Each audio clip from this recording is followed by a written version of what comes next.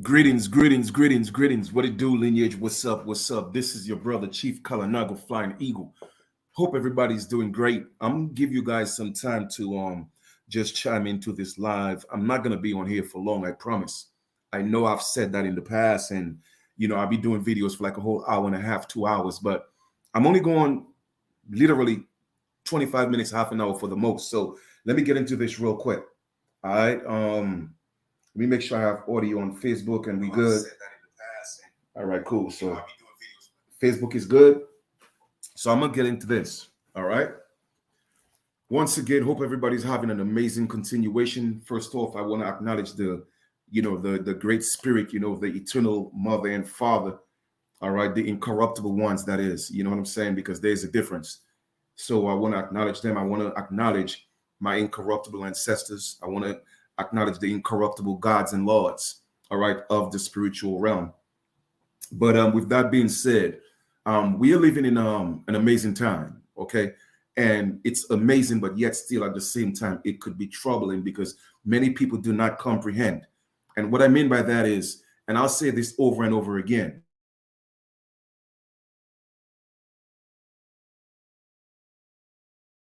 who's dwelling in the physical to comprehend things of the spirit. All right. I'm going to say this again. Okay. It is literally impossible for anybody who's living in the animalistic nature, anybody who's dwelling in their lower nature, anybody who's dwelling in their beastly form to comprehend anything of the spirit. I'm going to put that in another way. It is impossible for anybody with an animalistic mind living in your lower self to comprehend the nature of the spiritual man. And that's what's happening right now. There's a battle between the higher self and the lower self, and people just don't know how to perceive it. All right. And that's why I'm here. You see what I'm saying? To break this down and teach people the truth, because there is a truth, and there's nothing outside of truth except for truth. And there's only one truth. And that's the journey of man from his higher self to his lower self. Everything else in between is an experience. It doesn't matter what you talk about, how you slice it, how you dice it. It all comes down to what I just said. You feel me? So with that being said, what I'm going to talk to you about in this video today is this. All right. A lot of people don't realize the connection between the people or the ancient people of the entire Americas. Let me stress this again to you, my brothers and sisters. The United States is not America, okay? The United States is a corporation that was created, okay, within the construct of Washington, D.C. And Washington, D.C. is actually in the Americas, just like Canada is in the Americas, just like Jamaica, Trinidad, St. Vincent, Dominica, St. Lucia. All these countries are in the Americas. The United States is not America. And too many of us in the United States tend to shun our brothers and sisters outside of the United States, but within the constructs of the Americas, and vice versa. Too many of us from the islands, different part of the Americas, tend to think we're different from our brothers and sisters in the United States. But you see, that was an illusion that was created to keep us separated. You see, because Americans don't know who they are. They don't know how powerful and how strong they are. And when I say Americans, I'm talking about the American Aborigine. American is a race by itself, and people don't realize that. And that's why our race had to be hijacked, because we lost the sense of who we truly are and who we were. So that had to be taken away from us. And all that stuff had to be done. Okay? It had to be done. It was supposed to manifest. There's nothing we could have done about it. All right. And that's why I'm breaking all that down in my book. Okay. So what happens in the West Indies, it will affect what happens in the United States. Because why?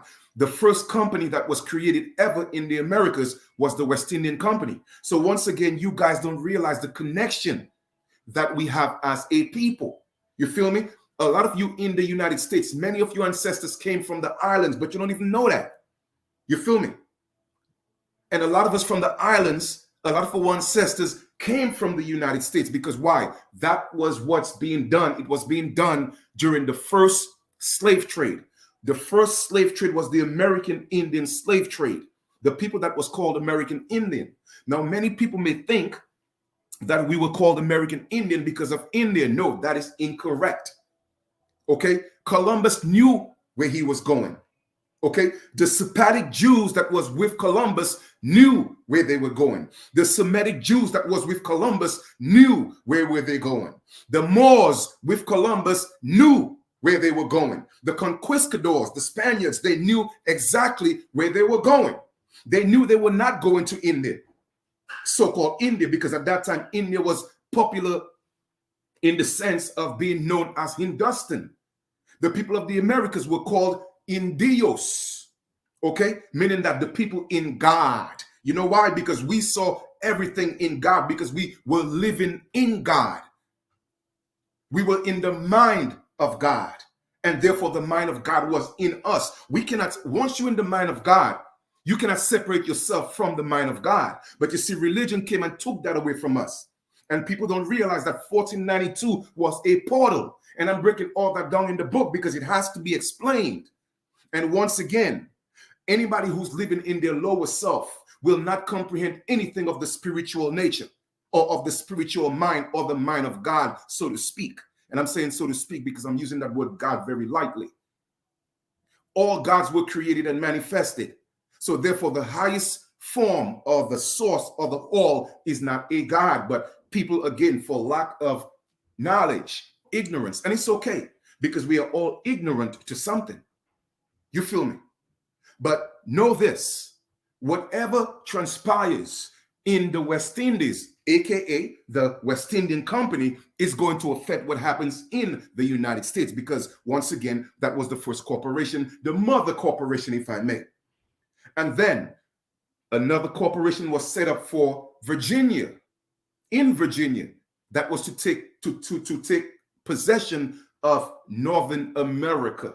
You see, people have to realize the spiritual implication of those things. All those things were supposed to manifest. There is nothing our ancestors could have done to prevent that from happening. So they had to play a role unbeknownst to themselves because they did not quite understood or understood the spiritual significance of what transpired. It was supposed to happen. And I'm also breaking that down in the book. Pocahontas was not kidnapped. Pocahontas was given away as a covenant to tie Britain, okay, to tie the crown to the Americas. That was what was called a handover. You feel me? But once again, that will go over many heads because a lot of people are not ready for that. You did. So what brings me to this video today? What brings me to this video today is the fact that, and anybody may choose to get into their emotions, it doesn't bother me. I'm just here to bring you the truth. Now, whatever you want to do with it, you do what you want to do with it. That's none of my concern. But it's my responsibility, it's my purpose to give you the information and give it to you once again from a spiritual perspective. Because why? I am able to tap in the mind of God because the mind of God is in me. So certain things that I see and I know, I promise you, a lot of people will not see it. And not to say I'm better than anybody else. That's not what it means. It just means that I was favored enough to be granted, the gift of being able to access that information. So in Barbados played a major role in enslavement during the enslavement period. As a matter of fact, Barbados was the first country in the entire Americas to grant visas to come into the established United States. You feel me? So people was coming from all over the world to go to Barbados to get a visa to come into the United States. All right. So Barbados became another portal. You see, again, I am speaking from a spiritual perspective. That's why I'm using the term portal, because that's all it means is portal. Okay. That's why you have certain thing as passport. A passport is the permission granted to go into a portal, a port. It is all spiritual, my brothers and sisters. When the truth of the matter is, we did not need permission to go into portals. We traveled into portals at will, so we did not need a passport. But because we fell into our lower nature, okay, then our spiritual awareness, okay, was lost, or we forgot about it. So we had to step lower into our animal form, and therefore we were not able to go into portals by will. So therefore we need a passport. Can I have permission to go into this portal or this other port? You dig? So Barbados is very significant. So right now, Barbados is stepping into a digital currency, okay? A decentralized digital currency. Now, there's nothing wrong with that, because the reason why I'm saying that is because we need a means of barter. There has always been currency, whether it was the currency of a man or a woman or a man. I do something for you, you do something for me in return. That is a form of currency, the exchange of energies, okay? That is all currency is, the exchange of energies, all right, to synergize, to be, so that we're able to live co-independently, okay? Or interdependently is the most correct term, meaning that we depend on each other so that we could create something bigger. That's currency. You feel me? Then, the lower we fell into our animalistic phase, then the currency of the gods became gold. So gold was the currency of the gods. You feel me? And then we were taken off the gold standard in 1933, and we were put on this fiat currency. The fiat currency is the currency of the lower gods, the animalistic nature of man. That's why man is killing over the paper. That's why they say the money is the root of all evil. But no, it's not just money, because gold was money. It's the manifestation of the paper that became the root of evil, not when it was gold. Because in the golden age, man lived in a form of bountifulness, if that's a word. But you get what I'm saying.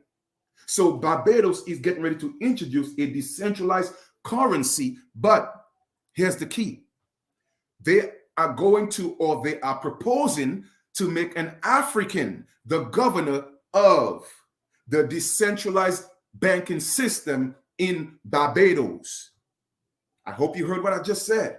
They are making an African. They want to make an African the governor, okay, of the decentralized banking system in Barbados. Now you may ask yourself, well, Chief Kalanago, what are you talking? What does that mean? What's wrong with Africans? I'm going to tell you exactly what it is. Now, I'm going to digress here for a second, and I'm going to pause, and I'm going to leave that. I'm going to come back to Barbados here for a second. Let's go into California, and let's come into the U.S. Because remember, whatever happens in the West Indian Company, it will happen in the North American Company. When I say North American, meaning that parts of the United States, all right? Now, you will hear talks of reparations. And reparations is a big thing right now. The more we go into 2023, the more you will hear about reparations. But people don't know exactly what reparation means. You feel me? The U.S. government giving you $1 million per individual, or even $20 million per individual. Guess what? That is not reparations. You feel me? That is not reparations. Okay? That is not reparations. And I'll tell you why, because people don't know the true etymology of the word reparation. Of course, it eventually leads to making amends for the wrong that was done. But that is not the origin of reparations. And that's why etymology is important. So with that being said, to get reparations in the United States, you have to first know that you are African, or AKA African American. That is very, very significant, because you see, y'all don't know what Africa means. You feel me? Because everybody running around, oh, I'm African and we all African. I ain't African. And my ancestors are not African. You feel me? So people like Umar Johnson is very dangerous. He's a dangerous man. And he, whether he know it or not, he actually is an agent of the demigods. He's one of the agents of the demigods to keep people vibrating in their low frequency. That's why he promotes Africa and blackness. We did not come from blackness. You feel me? We did not come from that. As a matter of fact, the universe, what you call matter, okay? Everybody want to talk about matter is black, and matter is not black. When I say matter, I'm talking about matter, okay? Matter is not original. Matter is a reflection or what we call a reflection of a shadow, and that's how matter was created. I'm going to repeat that. Matter is a reflection or a shadow of a shadow, so that matter was created in order to create the lower realms. So if you want to be black, that's fine, but just know that you are claiming to be a descendant or from the seed of an earthly God, meaning that the God that created the flesh. Once again, you have to understand and comprehend the spiritual implications of these things. So how did the shadow come into being? The shadow came into being from the light, and from the light, a shadow was cast on the waters. And that shadow that was cast on the waters, something in that shadow became alive and it moved. So therefore, that mother of light, okay, she literally created the shadow without the consent of her so-called husband, that other spiritual half of hers. And that shadow was created. And from that shadow, something rose, and then it was created from that shadow. And from that shadow, it eventually became matter, and hence you have the creation of the flesh and the earthly things. So Umar Johnson is very dangerous for indigenous people, especially for indigenous people, American Aborigines of the Americas. Well, of course, if you're American Aborigines, then you got to be of the Americas, but you know what I'm talking about. So let us go back to reparations. Let me show you, and somebody said it, Brother Charles Clark, you said it perfectly, to repair, and I'm glad you pointed that out. Let us go ahead and look at the etymology of the word repair. So when you're looking for reparations and you get it in the form of money, that is not reparations. That is just compensation. Okay? Let me show you, just like what Brother Charles said, what reparation means. Let me go ahead and share my screen. Okay? And don't mind me.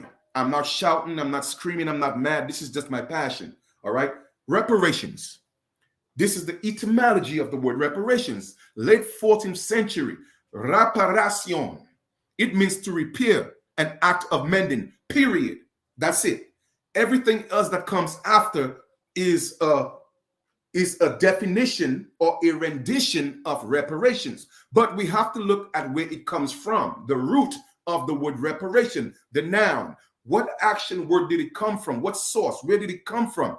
It basically means to restore, to repair. So let's look at the word repair. That's what reparation truly means. Reparation does not mean compensation. After you repair yourself, then you will be compensated. But you should not be compensated first if you are not repaired, because all this Negro is going to do is take the money and give it back to the beast, which is the system. So how is that reparation? There is no sense of repair. You feel me? So when you have uneducated people or ignorant people leading you, calling you black, asking for reparations, these are people that are dealing and strictly are dwelling in their lower selves. They are dwelling in their animalistic nature. You feel me? And they know nothing of the spiritual realm. And that's why so-called black people will never, and I repeat, will never prosper and will never gain their crown of light, because they want to they refuse to get out of the dark or out of the blackness, because they want to stay in the animal nature. That's why you see Negroes killing Negroes, and niggas want to kill niggas, and niggas want to call sisters bitches, and bitches want to be hoes, all type of stuff. Because why? They are living in their lower nature. These things are not my reality. I want no part of that. I don't want a woman who's a bad bitch. A bitch is a female dog. Why would I want a female dog? And even more so, a bad one at that. You're not just a female dog, but you are a bad dog. But of course, you want to take it and switch it around and make it feel like it's a term of endearment. Well, let me tell you something, my sister. The universe doesn't comprehend terms of endearments in regards to changing words to make it mean what you want mean.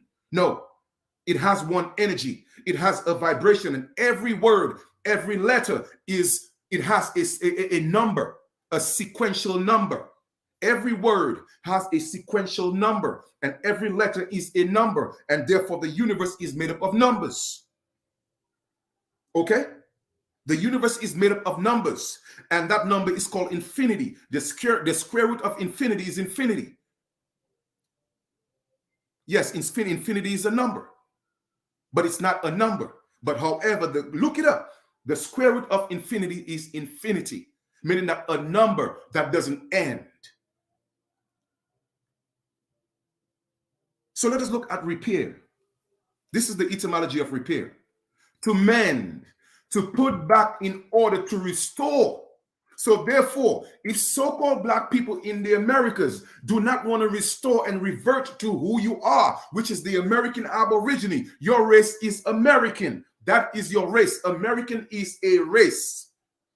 And hence it can be our nationality. But once again, everything that transpired had to happen for a reason. And there's a spiritual reason for that. So let us go back to Africa, the central bank of Barbados, and reparations. You have to be African to get reparations. Let me give you the spiritual meaning behind all that. And for those of you, I'm not here to convince you of anything. I'm not here to make you believe anything that I'm saying, because I know. You feel me? I know. There's a difference between belief and knowing. You know how I know? Because once again, I was granted the favor of being able to comprehend the things that's in the mind of God. And it's a very powerful statement to make, but I promise you, it's real. And no animal man or animal woman that's in their lower nature could tap into the mind of God. Don't deceive yourself. It's impossible. Impossible. So let me tell you the whole situation with the whole African thing. The word Africa denotes black, and the word black means slave. I'm going to repeat that. Africa means black, and black means slave. So hence, Africa means slave. You feel me? You dig? I'm going to repeat that again. And that will go over many heads, and it will upset a lot of people. But let me tell you something. Africa means black, and black means slave. So anytime you say you're African, that's a code word for saying that you're a slave. Now, let me be more politically correct. Does that mean that everybody on that continent is a slave? No. A Nigerian is not an African. A Ghanaian is not an African. Okay? A Senegalian, I think that's what they're called, they're not Africans. A Libyan are not Africans. They are indigenous people of Nigeria, indigenous people of Ghana, indigenous people of Senegal, etc., etc. But however, the entire world had to be enslaved. So therefore, the whole story or the narrative or the theory was, the proposal was, life originated in Africa. All right? And because you had free will, you had to accept it as the truth. So therefore, the entire world became enslaved. And I'm giving y'all the spiritual breakdown of this. So people like Dr. Uma and the likes are very dangerous. And they need to be dealt with in the spirit. I promise you. And I'm going to do that. Because they are very dangerous. Very, very dangerous. They sound intelligent. They sound educated, but they are not spiritually endowed. They are dangerous for the growth of American Aborigines. Okay? And I would not even debate Uma, because debate means to beat up. I don't spend time beating people. You feel me? Because it's impossible to argue truth with lies. It's totally impossible. I'll be wasting my time. Like I said earlier, it's impossible for anyone dwelling in their lower self to comprehend the things of the spirit. Uma is not in the spirit. He's in his flesh. Just like so many people that's hearing this right now and will hear it. So that's what's happening right now. Okay? That's what's happening right now. Because people are ascending in mind, they have to give you the illusion. And that's why I tell people, I always go back to the allegory of Jesus. Now, Chief Kalanago, are you saying Jesus was real? I'm not saying he was a physical man. I'm not saying that. My question is, did you get the message? Did you get the message? So when the allegorical Jesus, if you don't know what allegory means, go look it up. When the allegorical Jesus went on top of the mountain and the serpent came to show him, hey, I could give you this. It's yours. If you prove this and you prove that. What did Jesus say? Get thou behind me, Satan. But the truth of the matter is, it was his own mind. It was his own mind that was talking. And it was his own mind that he rebuked. It was his lower self in him that was coming out of him to give him the world, to say, well, prove this and prove that. Is the same thing with reparations. Is the same thing with calling yourself an African. You feel me? The only way to get reparations is to be an African. Is the same thing now. They're taking you. Remember, the story of Jesus is always story. The story of Yahshua is always story. Whatever you want to call it, Zeus, Heru, Mithra, it doesn't matter. It's all the same. It's the same energy, the same entity that just have different personifications. But none of them could have been who they were or became if they did not become the Christ. So therefore, your journey is supposed to walk the life of the allegorical Jesus or Yeshua and then step up into the mind of Christ. And people don't comprehend the difference. So they hear serving a man, a physical body, which is Jesus, a man who was married, a man who had children, a man who was having sex. Mary Magdalene was his woman. But they will not teach you that. Jesus had children. Again, I'm speaking symbolically. You feel me? It would have been impossible for Jesus not to have a wife. Because what did God say? When God put the first man in the garden, what he said? It is not good that a man should be alone. So why should Jesus be alone? When Jesus was the first Adam. Jesus became the second Adam. So if Adam had a wife, obviously Jesus had a wife. It's just the story being repeated over and over and over again. But these religious shepherds got their sheep lost. So they got them worshiping a man of flesh, which is Jesus, and not adhering to the teachings of Jesus so that you are able to become the Christ the same way Jesus became the Christ. And before you become the Christ, you have to be crucified. You have to lose everything. You have to be persecuted before you become the Christ. And a lot of you will not want to go through the persecution. So therefore you take the reparations. Not realizing that you have to repair yourself first. You have to repair yourself. And you cannot repair yourself physically. You have to repair yourself mentally. It starts with the spirit first.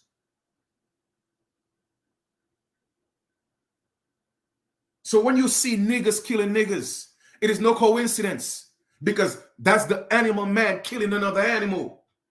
When you hear a sister calling herself a bitch, she can't call herself a god. I rebuke you. You're a demon. You are a demon. You are not a god. Well, yeah, you're a god because demons are god too. But you are a corruptible god. You are not part of the incorruptible Godhead, or the what we call the pleroma. You are not part of that. So don't go around you on the internet fooling people with your flesh. Nah, man. Those things is just to deceive. Just to deceive the Jezebels of the day and age. To deceive. And a lot of men are falling for that. Vice versa. Men do the same thing. Calling themselves gods, but they out here calling themselves niggas. Calling themselves gods, but you're so quick to kill your brother. You are not a god, man. At least you are not an incorruptible God. You're of the seed of Yahweh. You see, y'all going to learn the truth. And I don't think y'all ready for it, but a lot of you are ready for it. You feel me? So that is the whole key with what's happening with this whole African thing. They want to go back and put people further back into that sleep, but they can't do it. That is their last attempt. It is their last attempt. Their time is up. Okay? And they are given a grace period to try to get people back into sleep once more.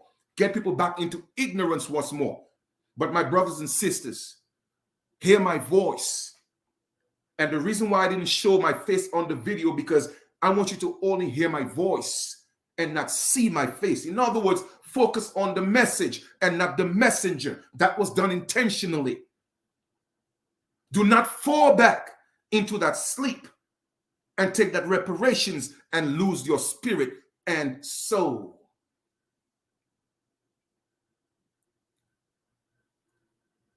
It doesn't matter how hard times get. They're going to tempt you. You feel me?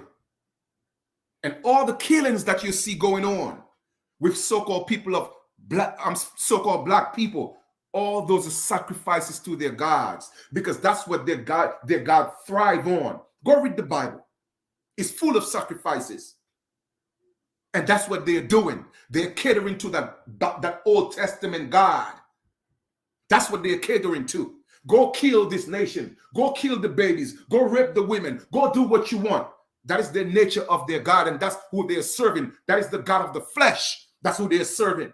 So when I tell people they don't know who God is, and then the God that you are serving is not the eternal, incorruptible God, when I tell them that, they have no idea what I'm talking about.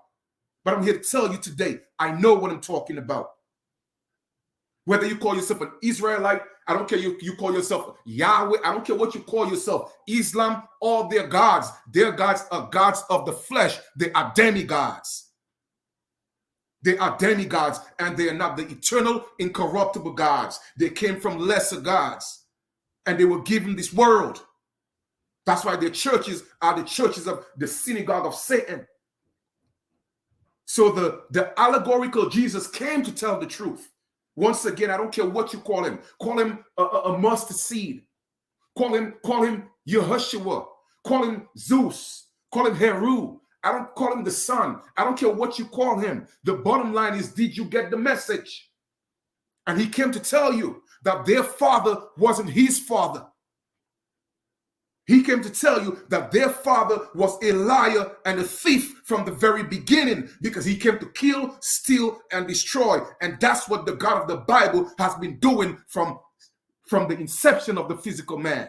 But y'all too damn blind to see it. And when people tell y'all the truth, y'all want to call them, oh, you blasphemy, or you going to hell. No, you are the one going to hell, not me. I am free because I know the truth. Don't you realize the more people pray, the more sick they get? The more people pray, the more broke they get? Well, Chief Kalanago, how can you prove it? All right, if you live in New York, if you live in Brooklyn, go on the street and go do me a favor. Take a walk within a 5-block radius and tell me how many churches you see on every corner. But yet still, Negroes are the worst off, the most broke, the most diseased. Why is that? Obviously, your God is not working for you. You know why? Because that wasn't the God that created you. You feel me? He only created your flesh. And therefore, you are worshiping a God that gave you a flesh. And you're not acknowledging the God that is, when I say God, again, I'm using that term very lightly. I don't even like using that term, because all God means is to evoke. That's all it means. So when you evoke the spirit, that's what God means. The true eternal spirit. That's what the great spirit. And our ancestors knew exactly what they were doing, because when these black Europeans came into our land to enslave us and take what we had, and they wanted to give us their gods, our ancestors resisted that. They didn't mind them taking some of the land, but they fought and bled, not because they took the land, but because they took their gods. The war was always spiritual, my people. It wasn't physical. It just manifested in the flesh, which became the land. It was about the spiritual man. That was what the battle was about. And that's why 1492 was a portal to come into the land of the children that was in God and was with God. And I'm talking about the true God. And we have to be infiltrated by the devil, the God of the Old Testament. That is Satan. Yes, I said it. And I'm breaking all that down in my book, but I'm just giving y'all a teaser right now because I'm on the last chapter right now. And I'm about to change the world. If y'all don't know who Chief Kalanago is, y'all going to learn. Step into the spirit. And trust me, you'll see me sitting on the right side of my ancestors, the incorruptible ones. Because they let me tell you something. They give it to me. They break it down as day and night. I went to bed last night and literally everything was laid out to me in script. Given to me. And I could see it.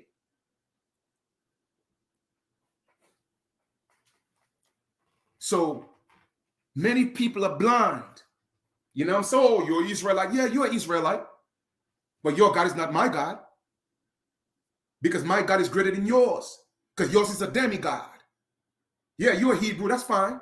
I can't tell you who you are. But know that your God is not my God.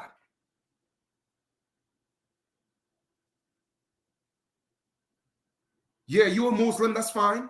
But your God is not my God because your God is a demigod. Your God is not the eternal, incorruptible God. And I said it. So I don't care if you call it Allah. I don't care what you call it. The bottom line is, all those gods came from your Bartaroth. Your Bartaroth changed from your Bartaroth to Yahweh, to Yaqub, to Allah. Yahweh is just the Muslim version of Yahweh.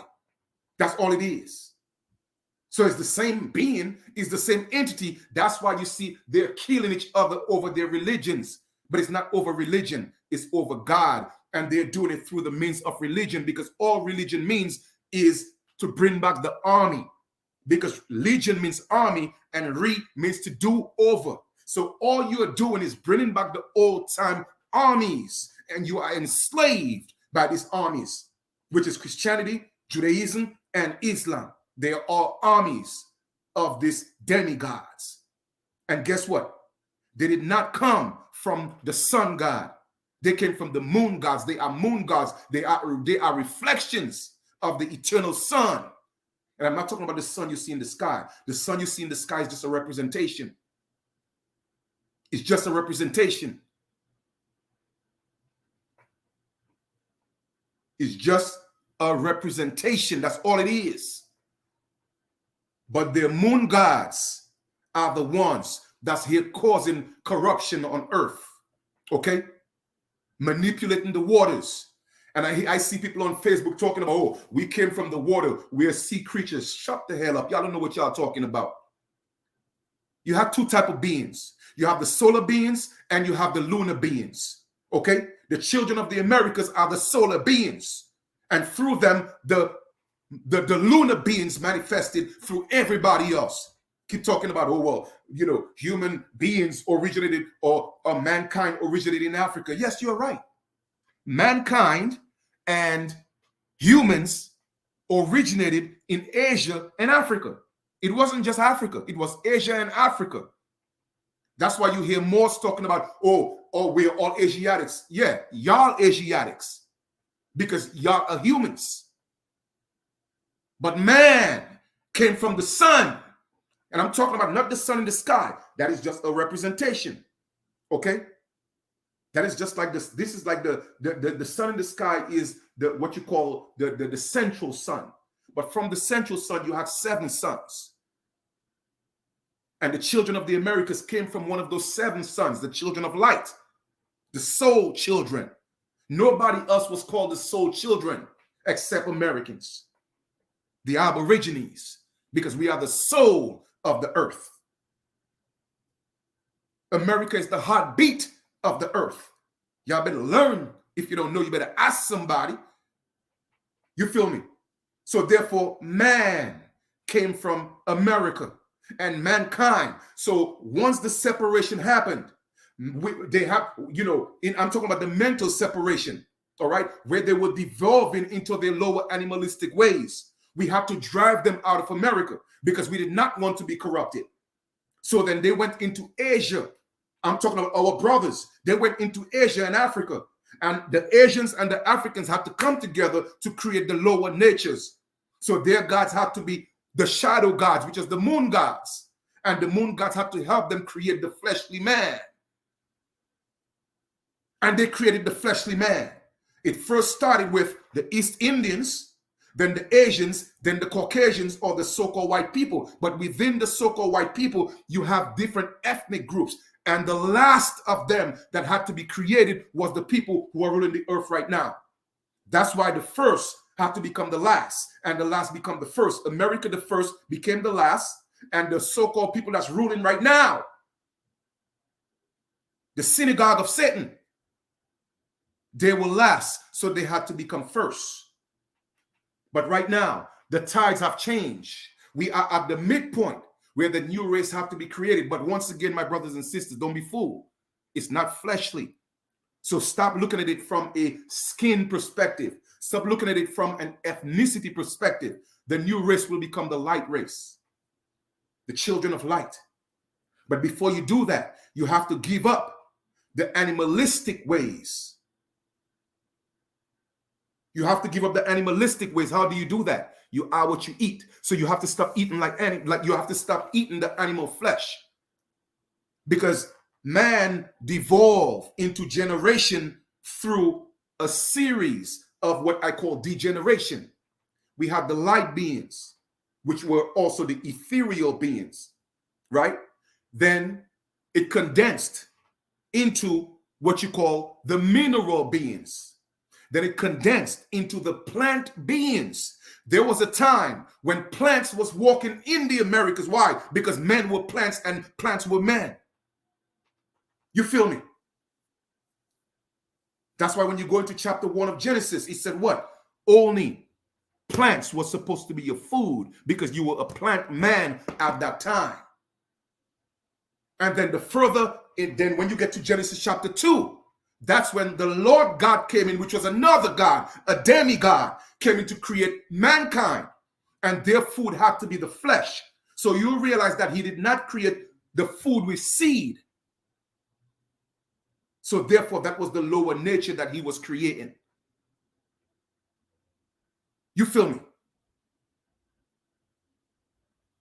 But the true essence, the immovable race, had to be in the Americas, because that aspect of the Great Spirit, that incorruptible aspect of the Great Spirit, had to stay in tune.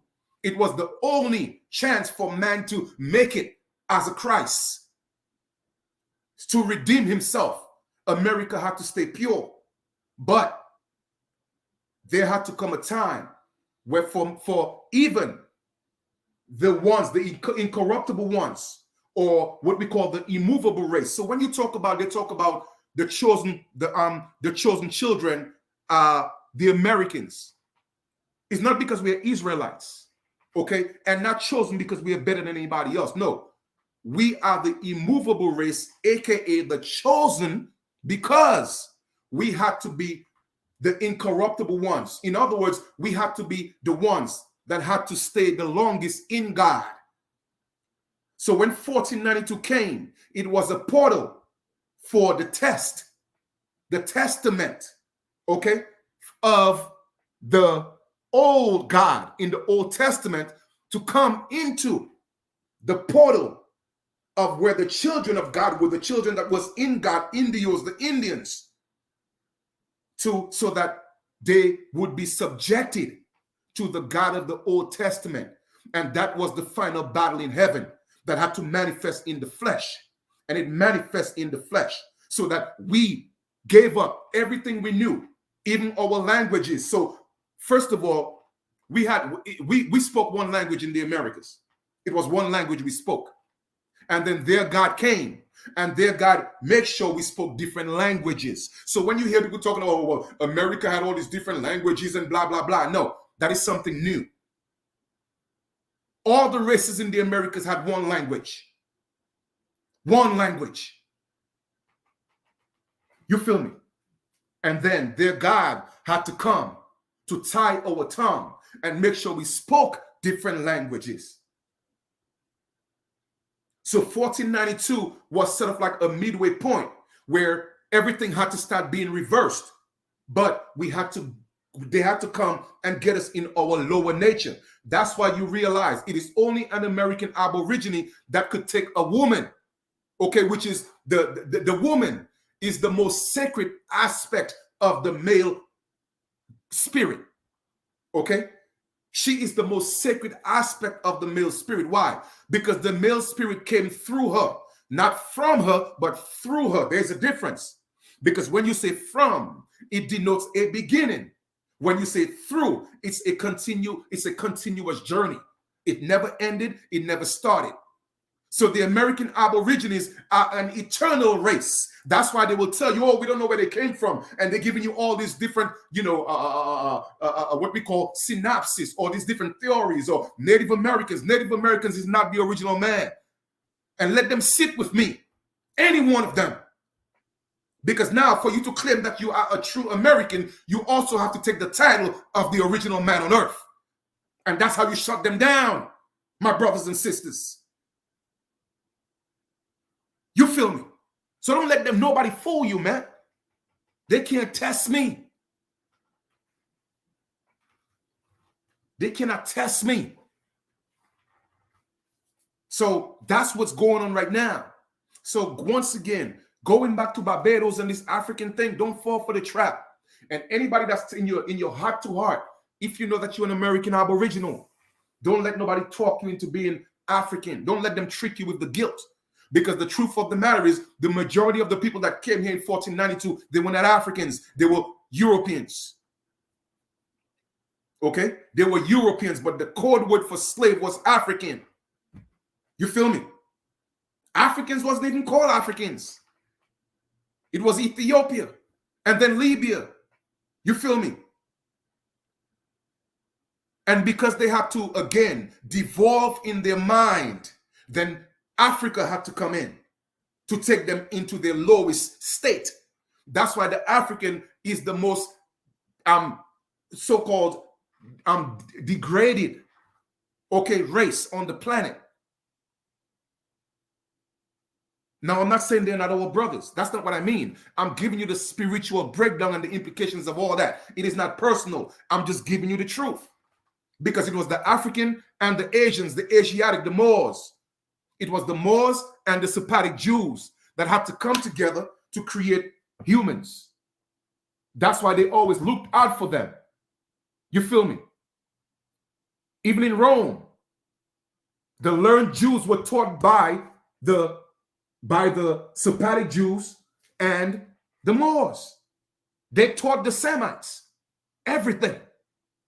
And then the Semites gained power, and then they learned how to take control of the money system since in the Roman days, because they married into the bloodline of the Moors and the Sephardic Jews. So don't let nobody fool you, man. These people have been in the Americas since before 1492. Because they just gave you a date, because that's why they had to create the Gregorian calendar. And because of the change of the Gregorian calendar, it affected the mind of everybody. And it put them into a time warp. So they missed thousands of years in their thinking. My brothers and sisters, we came from a realm without time. So when time was introduced, we lost thousands of years. See, I'm giving y'all knowledge. I'm not giving you belief. I'm giving you knowledge, facts. Facts. So when people talking about all these dates and this and that, let me tell you something, man. Dates is irrelevant to me. Because you know why? I know the story. I could tell you in a chronological, in a chronological order. Not necessarily with time. Because time is an illusion. I don't live in time. Sometimes when I look at my phone, I'm like, oh shit, it's Thursday. Damn, I thought today was Monday. And Sunday, okay, is an honor of the sun god. Saturday is an honor of Saturn. Tuesday is also honor of another god. Wednesday is an honor of another god. So they tricked us into all of that, even with the months. September. Sept means what? 7. So why is September the 9th month? Oct means 8. So why is October the 10th month? And Nov means 9. Why is November the 11th month? And December is the 10th month. Why is it the 12th month? And then the first month is supposed to be in April. That's when children, back in the days in the Americas, most children were born in the month of April. That was the time for birth and growth. So everybody had pretty much, that's why we didn't celebrate birthdays, because everybody was celebrating it at the same time. And I'm talking about in ancient times, before the time warp that we will put into the time machine.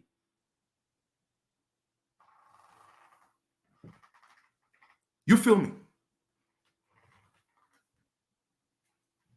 Dwight asked, how did I acquire the knowledge? My brother, let me tell you something. All I could tell you is I am thankful to my incorruptible, and I'm saying incorruptible.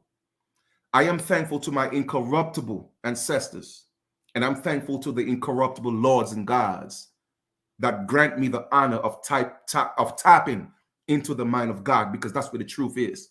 You see, the mind of God is in us because we cannot tap into it, because an animal with an animal nature cannot tap into the kingdom of heaven.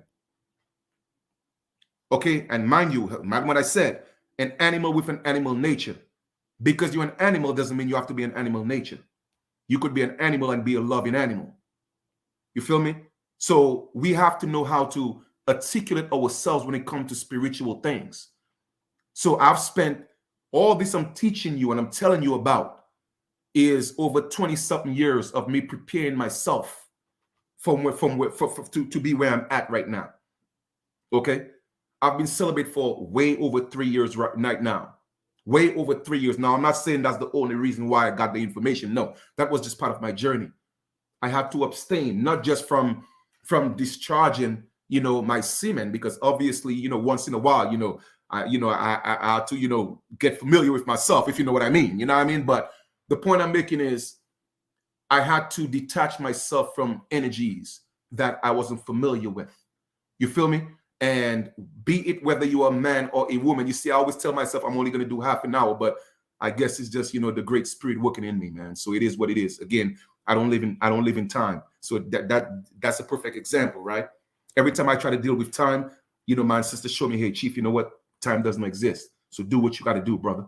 All right. So with that being said, okay, people don't realize when you sleep with people, whether you're a man or a woman, it is not just a physical thing. You see, the system, all right, the God of this world has made sex purely physical, of an animalistic nature. Okay, there were times where we spoke to each other, and a woman would get pregnant just by talking. That's how powerful we were. You feel me? We did not have to have the physical. We did not have to have the physical, act to impregnate a woman. You feel me? We just spoke it into existence.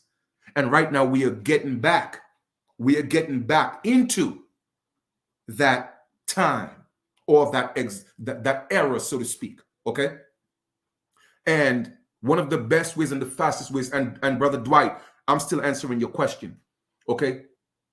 I was never a big meat eater. All right. But I cut out meat completely, because again, the animalistic nature, I have to get away from that. So once I comprehend, or I got the knowledge of how, man came to be, from the ethereal, the light body, to the mineral body, right? And then the plant body. Because like I said, no joke, I've read close to 5,000 books, and so much information and knowledge is in my head. It's like, I feel like I'm a walking library. You know what I mean? But it's information that's pertinent to my growth and to the growth of the people. So I've read books that tells you about some stories of the Americas, right? Where men were walking as trees, and that America is the Americans is an indestructible race. And then I've read books that talk about the immovable race, but I know what they meant. You see what I'm saying? So with that being said, it's about tapping and asking, and then you have to ask permission. Okay, you're not just going to be given the information like that. No, even if the mind of God is in you, and I'm talking about the, the eternal, great spirit. Even if the mind of the great spirit is in you, which is the universal mind, you have to be able to be in a certain nature, on a certain vibration, okay, in able to tap into that. So once you tap into it, then your mind will just be open up, and your inner eye will see the information. Like literally, like I said, while I was resting last night, I saw the writings. It wasn't on a wall, like it was actually in the universe, and it was going down like a screen on a movie screen, and I saw the words, and I was reading it. Okay, so I have a lot of those experiences. Okay, somebody asked, which United Anionwe community are you the chief of? Well, we have our own nation. Okay, the United Anionwe Nation, and we also have a sister nation as well. But once again, growing into knowledge, all right, and knowing truth, even that is an illusion. Because why? We were taught that the original name for Cherokee is Anionwea, which is not necessarily true in a sense, because even Anionwea was made up. All Anionwea means is the children of Yah. So when these Sephardic Jews came into the Americas, I speak English and I speak a little French. Because that is not our language. Cherokee is not our language. Cherokee is Yiddish. Cherokee came from the Mediterranean area. You see, once again, our people are being tricked into all this bullshit. I know the truth. So I don't want to speak their language. I'm fine with speaking English. You feel me? I just know what words to stay away from. Okay? But with that being said, because language is something that was created because man lost the essence of communication. So we had to lose the languages. So now we have to step back into where we are using less language, okay, and more sign language. And then from the sign language, we're going to step back into what we call telepathy. So that's my language. Telepathy is my ultimate language. All right. There was a time where we were able to stand in front of each other and saw each other's thoughts. That's what I want to get back to. So I don't dwell on the illusion. I'm way past that. My brother or sister Young. I don't know if you're a man or a woman, so I don't want to disrespect, but Young, just so you know, that's where I'm at right now. Okay. I'm releasing a lot of the things of the flesh. All right. So I'm on a whole different vibration and frequency right now. You feel me? Now, trust me. Anionwea means the children of Yah. It was the Sephardic Jews that came into the Americas that mixed in with indigenous people, and they had to again maintain their culture. I'm not just giving you something I read. I'm giving you something oral history. Okay, oral history. You did? So that's where Anionwea came from. Now, once again, you believe what you want to believe, that's fine. I'm not here to debate with anybody. I'm just giving you the information. You do what you want to do with it. All right. But with that being said, okay, America, and another thing that's going to happen, all right, eventually, all right, another thing that, like I said, it is oral history. Okay, it was given to me from a very credible source. Okay, but then again, this is not what this is about. You could do your own research and allow the higher self to speak to you. You feel me? And I'm certainly sure you'll get your own version or interpretation of whatever you have to. Everybody's journey is not the same. Mine is different from yours. You may get a different perception. That was what was given to me. All right. Now, with that being said, okay. So once again, like I'm always going to say this. Everybody needs to do their own due diligence. You feel me? Everybody. There is things that you're going to hear, but then you have to be able to, again, step into another realm for validation. You feel me? And that's all it is. You have to step into another realm for validation. So once again, like I tell people, I'm not here to convince anybody of anything. You know what I mean? I don't have to. That's what I'm here for. I'm not here to please anybody. All right. As long as I have favor in my ancestors' eyes, that's all that matters to me. And trust me, I have it in abundance. Okay. So obviously, I'm on the right path. But with that being said, eventually what's going to happen? Another great catastrophe is going to take place. In a lot of places around the world, I'm talking about Asia, Europe, particularly Europe, and even Africa, they're going to face some major catastrophes. All right. And America is the only one that's going to be the safe haven. America is going to be like the Noah's Ark, so to speak. America is the only one that's going to be standing in power like that. Why? Because America has always been the beacon of the world. You feel me? When there was the great deluge, okay, which you may have heard different variations of the story, whether it was from Sumeria, whether it was from the Anunnaki, it doesn't matter.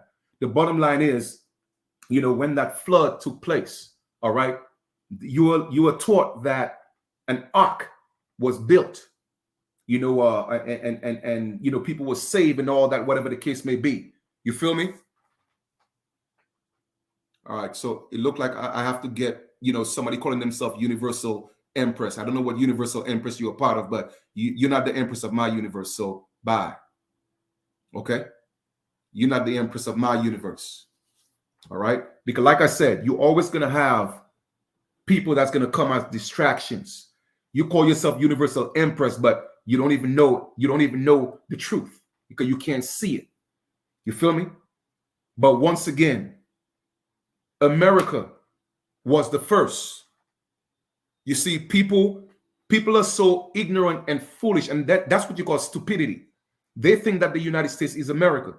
So this one, such as United Empress, America is going to be destroyed. No, you idiot. America is not going to be destroyed. The United States is going to be destroyed. For America to be destroyed, that means the American Aborigines, which is the first, have to be destroyed. And the first cannot be destroyed. The first cannot be destroyed. So once again, you will see all these things manifest. You will see it. So even when the gods wanted refuge during the Great Deluge, they took refuge in the Americas. Okay, it was in the Americas they took refuge before they ascended back into the heavens.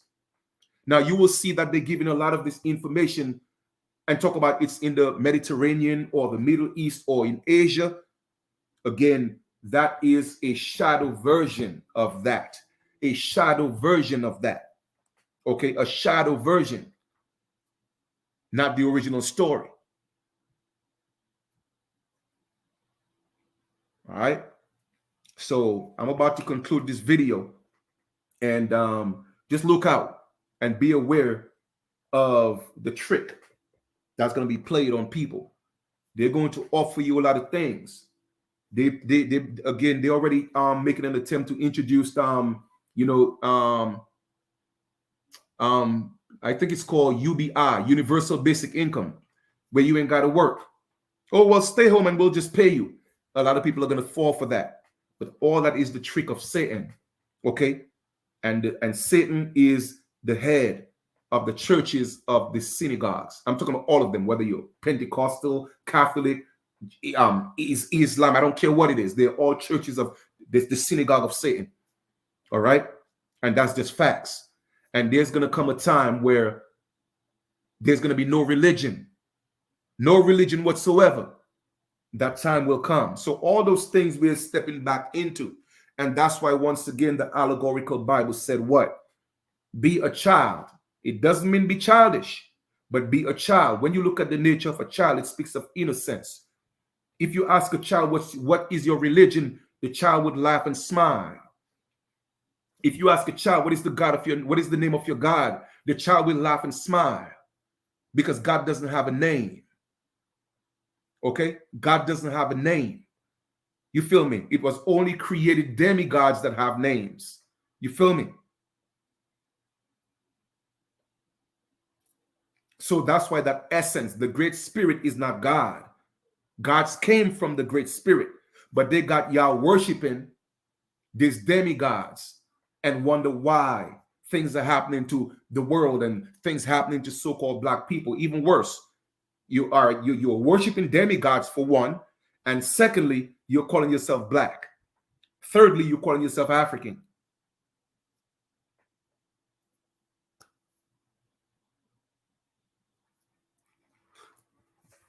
You feel me?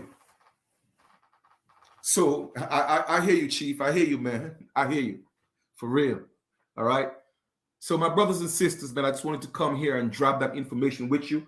Like I said, this may not resonate with everybody because not everybody's ready for this. I have always been ahead of my time. Always been ahead of my time. Anybody could go back into my channel and go way back. I even deleted some videos because people wasn't ready for that. I remember over what 20-something years ago when I was teaching people how to purify their pee and drink their pee. People thought I was crazy, not realizing that your pee is one of the most sacred drinks on the planet.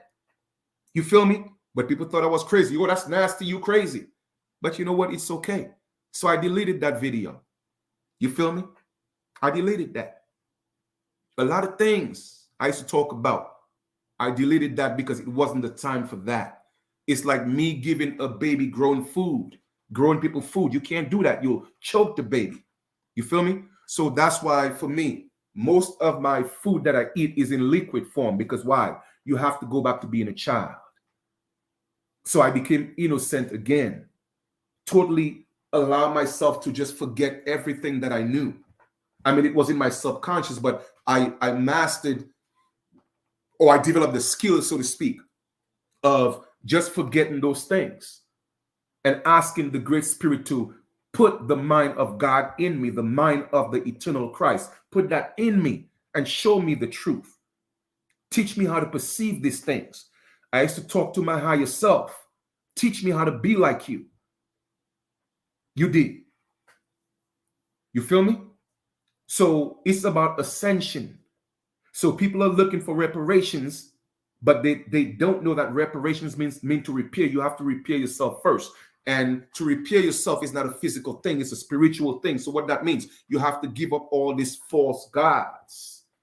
And yes, I'm talking about the one of the Bibles and the Quran, all of them, they're false gods. They're demigods. They're earthly created gods. They're shadow gods. Gods with corruption. Okay? So you have to seek the true spiritual essence, which is incorruptible. So when you ask for guidance, make sure, well, I can't tell you what to do, but if I were you, I would reach out to the incorruptible spirits. That's what I would reach out to if I were you, because when people just say God, people, you don't know what God that you are praying to, especially with the one that you were taught. That is a corruptible God. So when I ask for guidance and I do my honors and my worship, so to speak, I do it to the incorruptible spirit, the incorruptible gods, the incorruptible lords, and my incorruptible ancestors. So I know I'm stepping in the truth. Because when you ask the universe for things, you have to be specific. Be specific. That's why you have so many diseased people. Disease, meaning that the body is full of diseasement. And they're sick, but yet still they pray every day. Because the prayers that they're praying to is not the true eternal. You feel me? So once again, go back to being a child. Your main form of eating is supposed to be in the form of liquids. All right? Less taxing on the liver. The liver is another portal. Okay, the liver is another portal, and that portal is what takes all the nutrients, okay, and it takes it all over your body. Even your thoughts is also processed in your liver. Anything that you take in the form of food, energy, it goes to your liver. Again, all that stuff is metaphysical. You feel me? Because that's what it represents. So I'm not talking about just the physical liver.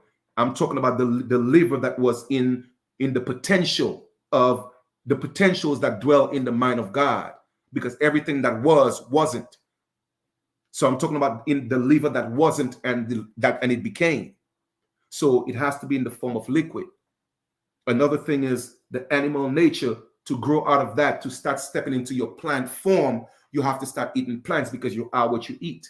And then from your plant form, then your plant form will transform you into the mineral form. And then your mineral form will transform you back into your light form.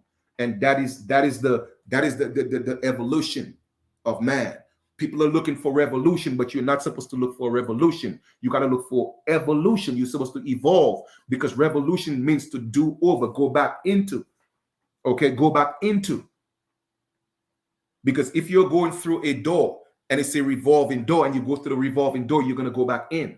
So you are not looking for a revolution. You're looking for an involution, but you're also looking for a revolution. That revolution is inside. It's an involution, and not a revolution.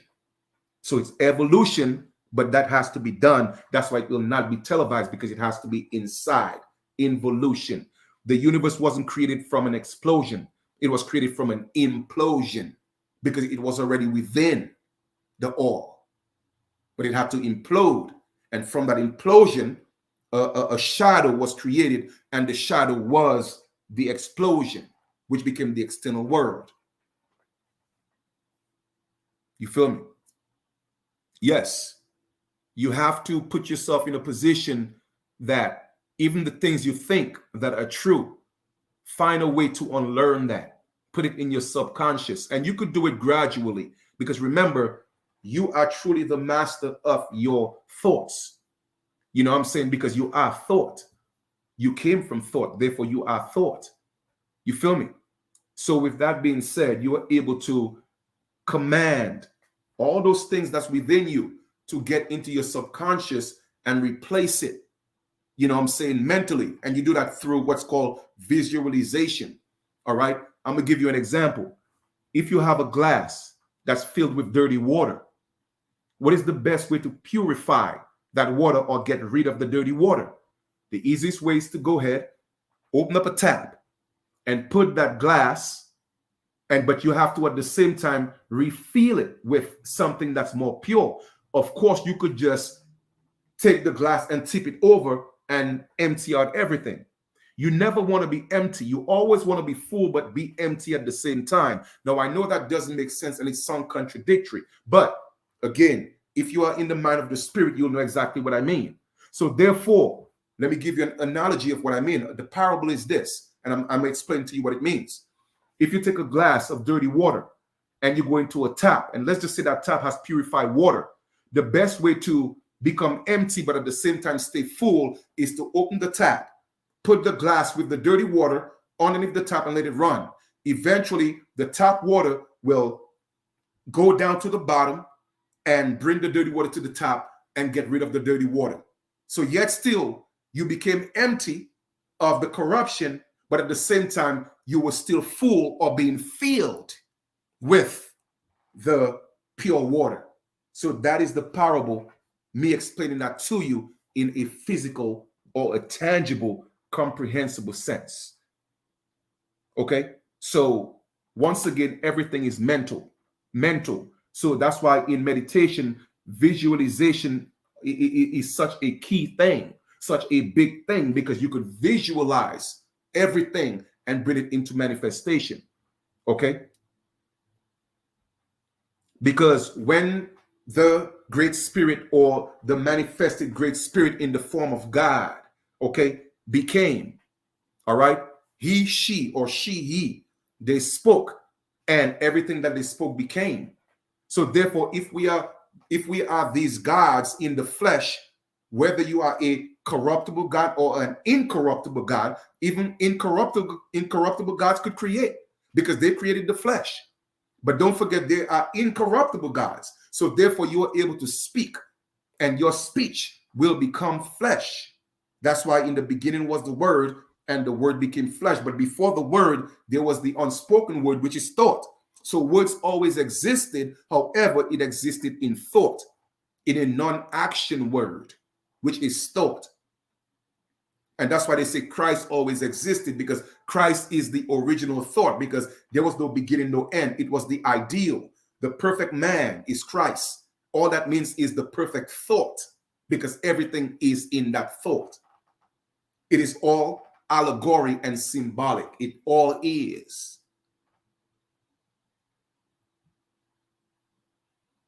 Yep, there you go. So the generation was this: from eternity, of course, to manifesting into the light beings. And of course, from the light being, you also had the light and the dark, because in order for matter to be created, the light had to create a shadow, only because the light could not be corrupted. And I'm not saying that the shadow is corruption. I'm just saying that it was supposed to be created, or manifest in order to create the material world, okay, or the solid world. All right. So the shadow was a reflection of the light. And from the shadow, matter was created. You feel me? So now you have two sets of beings, so to speak. You have the light beings, which was the solar beings, and at the same time, you have the lunar beings being created by the shadow. And that's why the moon gets its light from the sun. It reflects its light from the sun, because the moon is the shadow. However, the shadow beings was created by their own God, which is the gods of the lunar gods, the crescent moons, the Yahwehs, the Allahs, the Jehovahs. Okay, they are the demigods that say, hey, listen, there's no other God but me, when they were tricked into thinking that.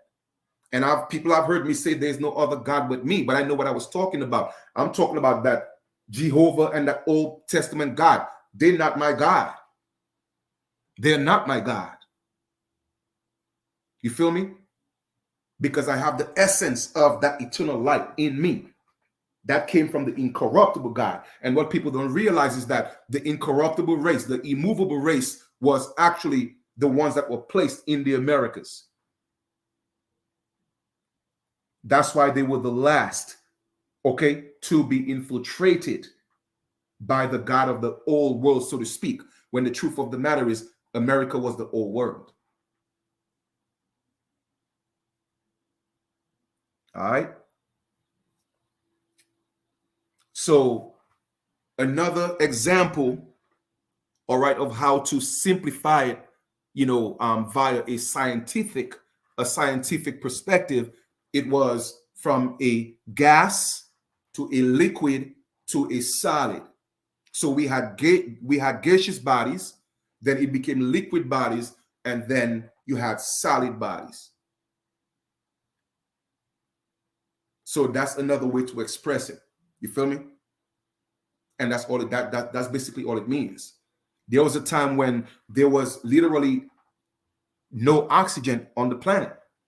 All right, but there was nitrogen. Okay, so we had light bodies. You feel me? So, like I said, man, it was the journey is just coming from your higher self, stepping into your lower self, and back into your higher self. Everything in between is just the experience. It doesn't matter how you try to slice it and dice it or give all these synapses or no. So that's why in the book, I took you from literally from where there was no beginning. Okay, from where there was no beginning to a beginning, and then stepping back. You see what I'm saying? So that's where I'm at right now, and I'm actually on the last chapter of that. All right. So again, I wish you guys an amazing continuation, and like I said, this is not for everybody. All right, it's not for everybody. Okay, I'm certainly sure you have what you think is the truth, and what you think is not the truth. And your truth may not be my truth, and my truth may not be your truth. So what I would suggest is create a YouTube, create a Facebook, and go drop your truth. You know what I mean? With all due respect, go drop your truth. And that's it. It's really that simple. All right? It's really that simple.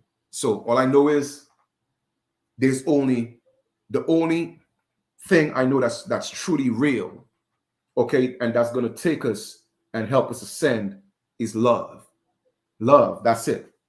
You know what I mean? Love and respect for each other. That's it. You know what I mean? So We gotta, as long as we could accomplish that, love and respect each other and do unto others as you would have them do unto you, then you will be definitely, even if you don't know a whole lot, trust me, that's a whole lot more than somebody with a master degree in theology.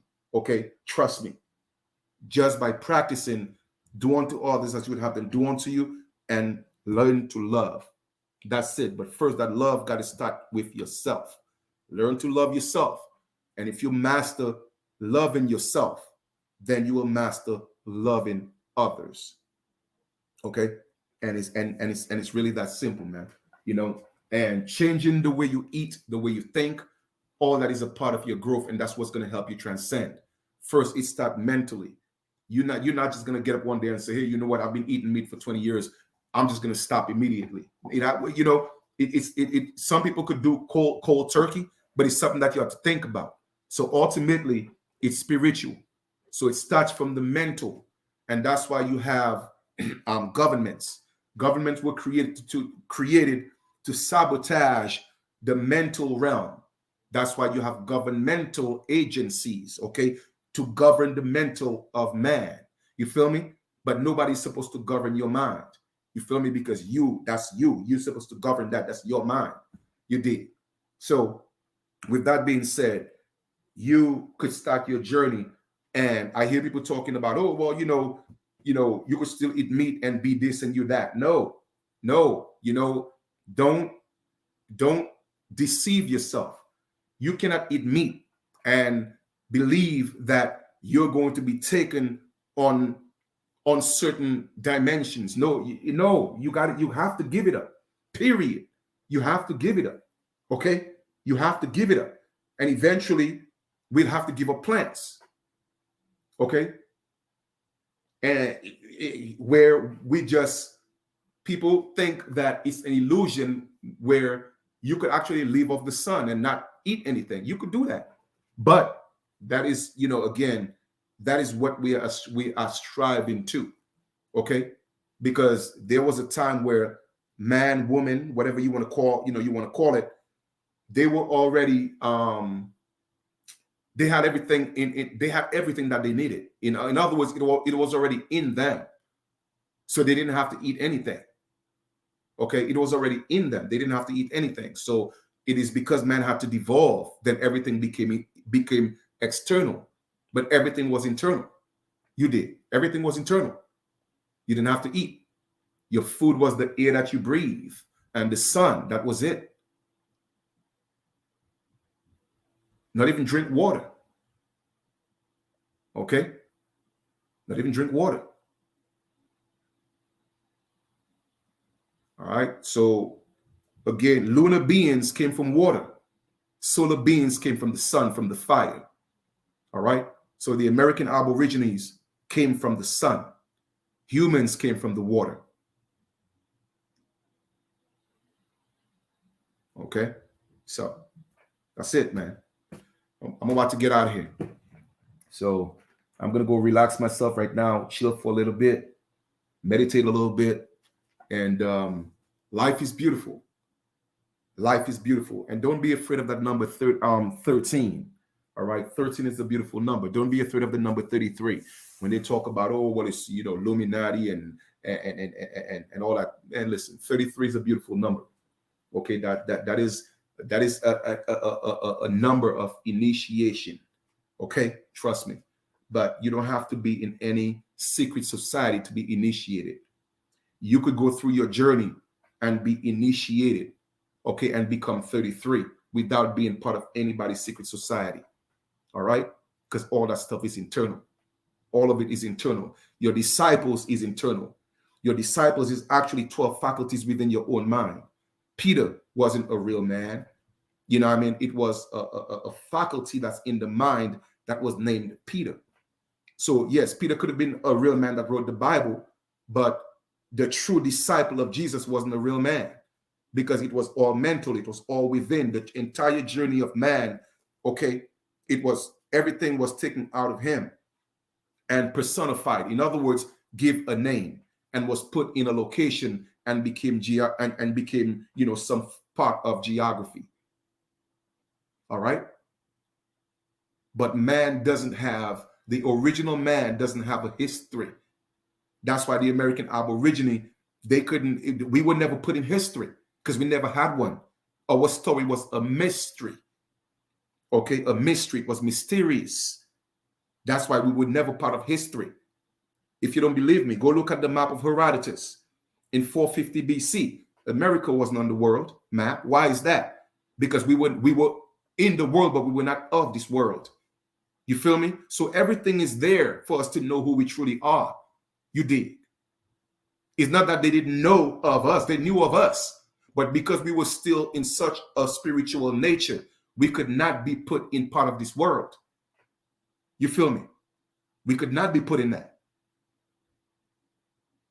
So therefore, it's kind of like a reverse psychology thing, so to speak. America is the old world, but at the same time, it's the new world because it was the New Testament. It always had the truth. It always had the truth. It always stood in truth.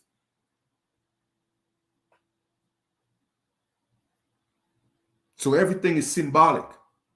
It is symbolic, all right? And there's a secret to everything in there, okay? Everything in there. Everything. The words, I'm talking about people. There were people that were able, the people who wrote the Bible, those were people who were able to look into the universe, into the cosmos, and tell the future of the world, tell the future of America, tell the future of Africa, tell the future of Asia, Europe. They were able to see those things. They were able to see the journey of Christ in the cosmos. You feel me? But guess where they all learned it from? They learned it from us. Where do you think Moses went to learn? To Egypt. And I'm not talking about Kemet. Of course, you're going to hear those different names, but that's just different names they use for the concept of that place. That's all it means. You feel me? Of course, we didn't call it Egypt because it wasn't Egypt. You know what I mean? But the concept of Egypt, okay, the first one was in the Americas because America was the first teacher. When Jesus, at the age of 12, where did he go? He went into where? Egypt to learn. Again, the concept of America. You feel me? So all of it is allegory. All of it is symbolic, my brothers and sisters. You feel me? So Jesus what? Died at the age of 33.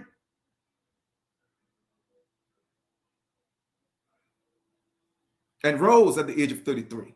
Because 3 days, again, the number 3. He had to rise in 3 days. And 3 and 33 is very symbolic to me. So I know exactly what I'm talking about. 13 has 3 in it.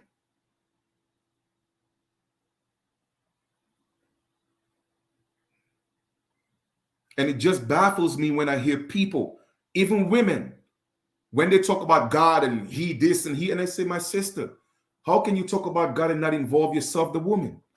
They get mad. Oh, that's my God. He's this and he's that. You have no idea what you're talking about. And even Jesus came, again, the allegorical Jesus came to be the perfect example. I'm showing you and proving to you, I came through a woman, not from a woman, but I came through a woman. So therefore, okay, when you go back into the absolute, yes, the absolute was there. There was no beginning, but when the absolute, there was no consciousness. But when consciousness became, and the absolute became conscious of its environment, then guess what? The Father came through the mother, because the Father and the mother was one. And the one became 2, which is Father and mother. And then the 2 became 3, which is Father, mother, and son. But again, it's based on perspective because it's based on a patriarchal system. It could have easily been father, mother, and daughter. And they were daughters. Okay? Because when Adam was in the garden, and like I told y'all before, the reason why the Bible is so biased against women, it was because when the God of the Bible created Adam had a soul, but Adam wasn't a living soul. He didn't have the breath of the Spirit. You feel me? All he was supposed to be just a man to till the land, a machine, a robot. But then the female deity came in the form of a serpent. It was a female deity that came and picked up that man and gave him life. That's why in today's day and age, it's always a woman picking up a man, and it's hardly a man picking up a woman, because it has always been that way. But my people are so lost. You are so lost. Why do you think the American Aboriginal man was the only one that could have taken, okay, the essence of which the male God came from and make her a bitch? It was only the American man to do that. It wasn't an African. It wasn't a European. It wasn't an Asian. No, it was the original manifestation of the male God. He was the only one who had the power to take the goddess and turn her into a bitch. Only one to do that. When she was the one that breathed into you and gave you life and always pick you up. But it's okay, because you know why? All that had to happen for a reason. I could give you a screenshot right now of how many people I got watching right now. It says 33. So trust me, man. I know Ancestors always with me, giving me the drops. Always.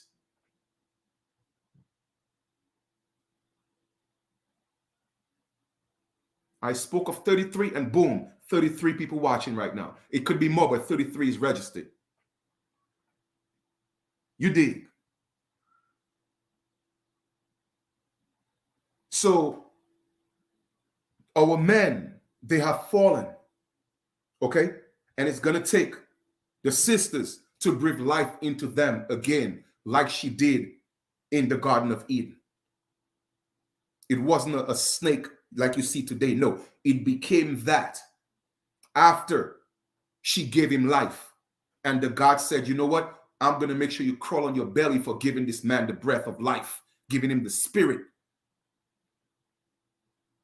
But he got tricked, because that female deity, she what she did was she shapeshift. It was her shadow. Okay? It was her shadow that they turned into the snake. It wasn't her. She tricked him because he had no power. Even Adam was greater than his God. That's why in the movie Adam, they're giving you clues. What Adam said, I worship no God. Why? Because when the woman came and gave him that breath of life, he realized, or they realized, that they were not gods and they didn't have to serve that God in the Bible. Family, they're giving it to you. They're giving it to you, but you have to know the story to know what it means. Why do you think Adam, the so-called black Adam, said, I worship no one? He wasn't always like that. He worshiped his God. You feel me? But when she came and she said, listen, man, this dude trying to trick you, man. Nah, what he told you is not true. Now, let me give you the knowledge. And that knowledge wasn't nothing about good and evil. Now, that knowledge was about being able to procreate, being able to make in your own likeness and image. Because Adam wasn't one man. Eve wasn't a woman. Okay? That's why the essence that God had to go into the essence of Adam to take out the woman, because the woman was a part of Adam. Adam was what you call hydrogenous, a hermaphrodite. So it was male and female in one body. So the separation of the sexes came when he took Eve out of Adam.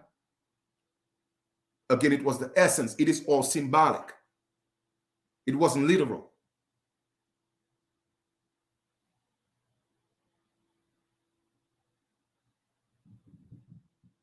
So this is pretty much the allegorical story of all of this. You feel me? But at the same time, even Cain, Adam wasn't the father of Cain. The father of Cain was the Lord God. He had to make sure that his seed continued. That's why he said, listen, anytime where Cain go into this world and anybody harm Cain, a vengeance will be on them. A vengeance. And mind you, Cain doesn't have to be a color of skin. People have to understand that. You feel me? It's an essence. It's a nature. Cain is a nature. Abel is a nature. So when that nature was killed, Abel, that nature was killed.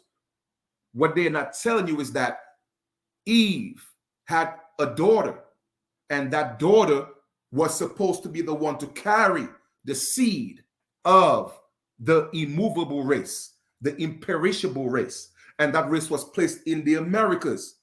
That's why we were pretty much the last culture to have a what we call a matriarchal society, because we have always honored our women. We knew the role that they played. Mother's baby, father's maybe. We knew that. Because we came from that incorruptible woman. You feel me? And the father of those descendants was one of the sons of light. And that's why the American Aborigines have to be preserved. But just like everybody else, against the symbolism of Christ, just like Christ, he had to get into his lower self, which is the Jesus body, and then ascend back into the Christ. So 1492 was the cross. 1492 was the cross, crossing over to now where we had to descend and start carrying our burden, carrying our cross, because until then, we didn't have a cross to carry. So after that happened, now we had to be crucified. In other words, get into our lower self. You feel what I'm saying? And now we are ascending back into the Christ form. That's why you hear all of a sudden everybody start knowing, hey, we're American Aborigines, or we're the original people. What do you think? It just happened all of a sudden? No. Okay? It's because it was something in us that had to be released. It was on a time clock. That was the deal. It was supposed to be on a time clock. And then we would start remembering. So we are in the age of remembrance. And because we are remembering, when we start speaking it, then the word will become flesh. And the American Aborigines will be put back in place.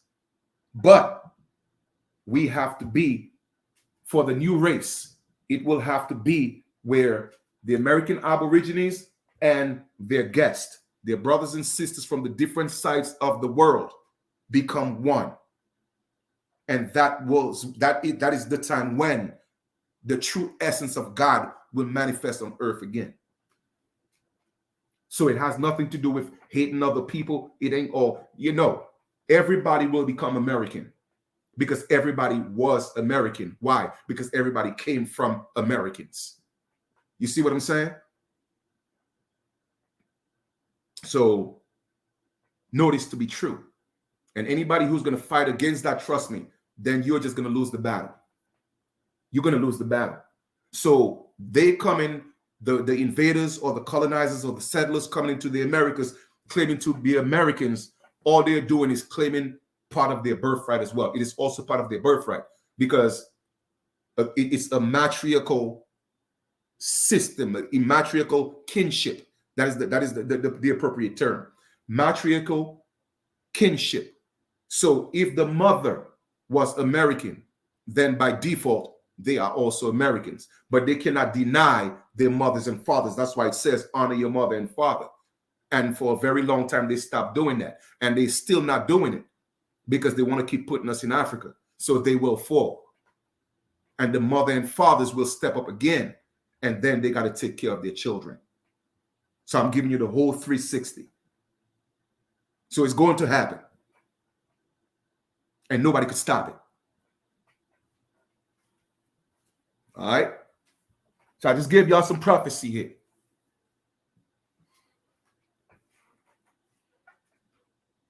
Nobody could stop it.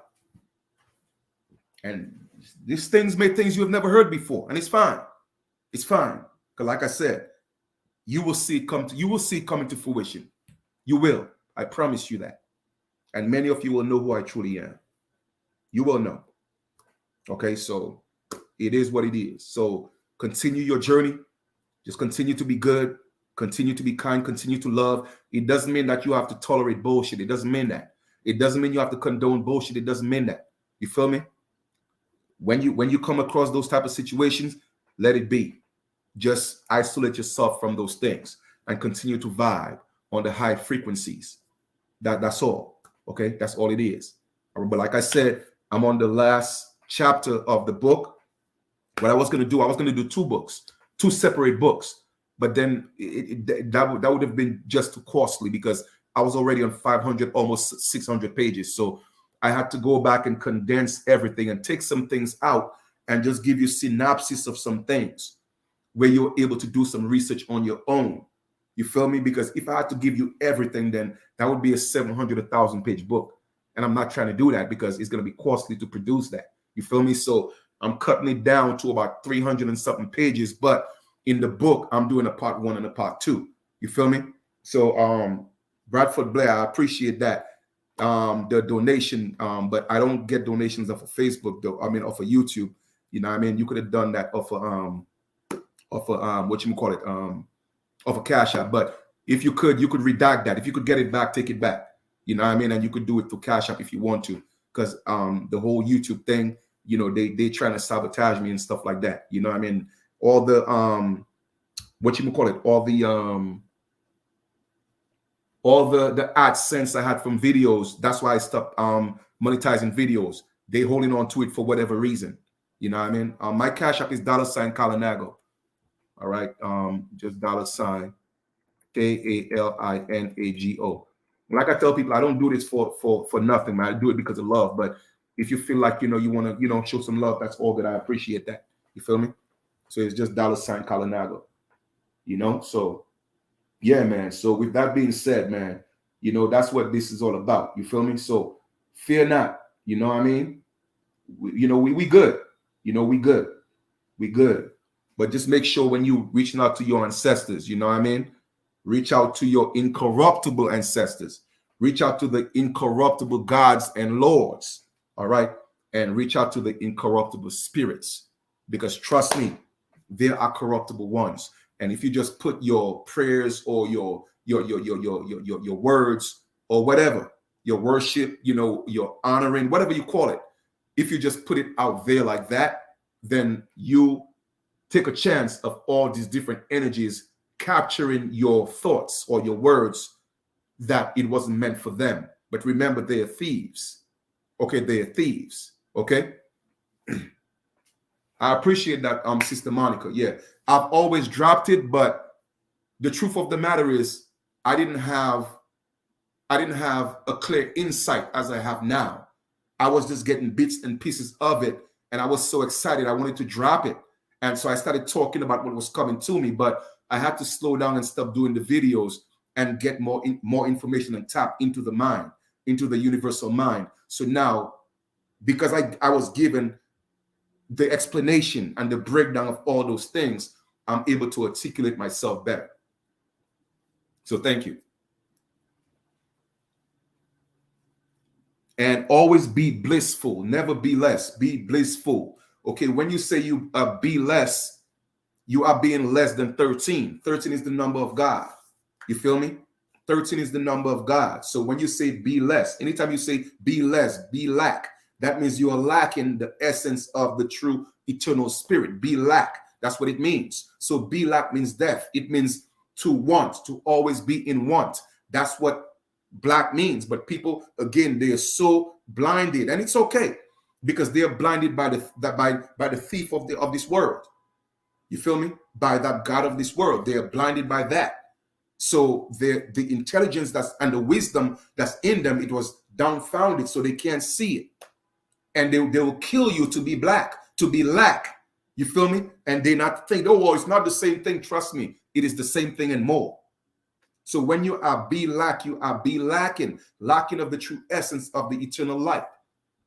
You feel me? So you're always in want. You're always in need. That's why black people always need and want something. They are never contained.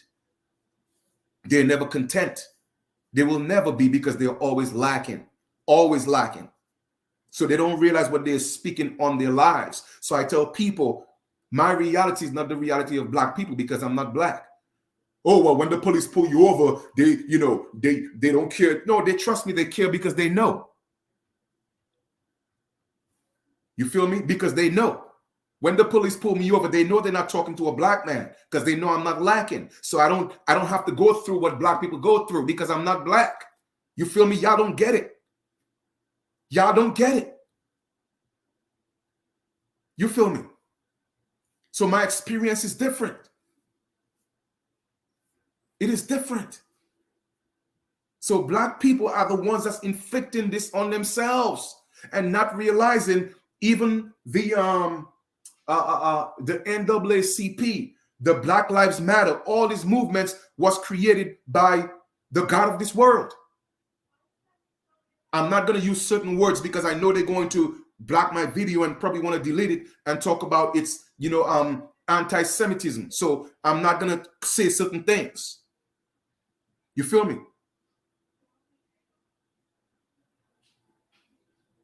Okay? So I'm not going to use certain things, certain names or certain terms. But just know that, okay, the Black Lives Movement was created by them to create havoc, to create chaos. Even the Young Turks, okay? People don't know the history of the Turks and the Young Turks. They go back into the 12th centuries, okay? And trust me, 12th, 13th, 14th century, and the same thing that they're doing now, they was doing it back then, inciting racial tension. And they're using the plight of so-called black people, making you think they care about you. But no, they are working on behalf of their gods. But y'all too blind to see it. But I know who they are. I know who they are. Let me tell y'all something, man. When I see people, you don't have to be around me for me to know who you are. I could look at you on TV. I could look at you on YouTube. I could look at you on a screen and I could know your spirit because I don't see the flesh. I go beyond the flesh and see who you are. And if I'm having a little problem with trying to determine because you're a little tricky, I have a way of finding and seeing if you are actually on the right path or you are just a deceiver. I got ways of doing that. So when you're in tune, man, it's a beautiful thing when you're in tune. But we have that innate power in us to see those things, to know those things, for those things to come to you. I don't watch TV that talk killing and murdering and all that, especially before I lay my head down. No, I don't do that. I don't do that. Before I lay my head down, I want to look at some comedy. I want to look at something that make me laugh. I want to listen to some music that uplift my being. You feel me? I don't look at horror movies. I don't do these things, man, because people don't realize what you see is also a form of taking in energy. So if you cannot protect your eyes, man, let me tell you something, man. You just don't know. Because the eyes is the one that will give you the illusion and set you back into a whole nother realm of illusions. That's why when man started descending, okay, man was able to see from man. There was no such thing as sight because everything just there was. Man knew what it was, and then man had to descend. So that mind eye had to be manifest. And then he had to descend further. And then he had 3 eyes. And then he had to descend further and lose that one eye, which is the pineal gland. And now we have these 2 physical eyes. But the more we step back into who we are going to lose these physical eyes and step back into that one eye, which is the pineal gland. And then eventually we're going to lose that and step back into just what we call beingness, where we don't need eyes to see. We don't need ears to hear. We don't need words to speak. Come on. I could just be in your presence and know what it is. Somebody talk to me.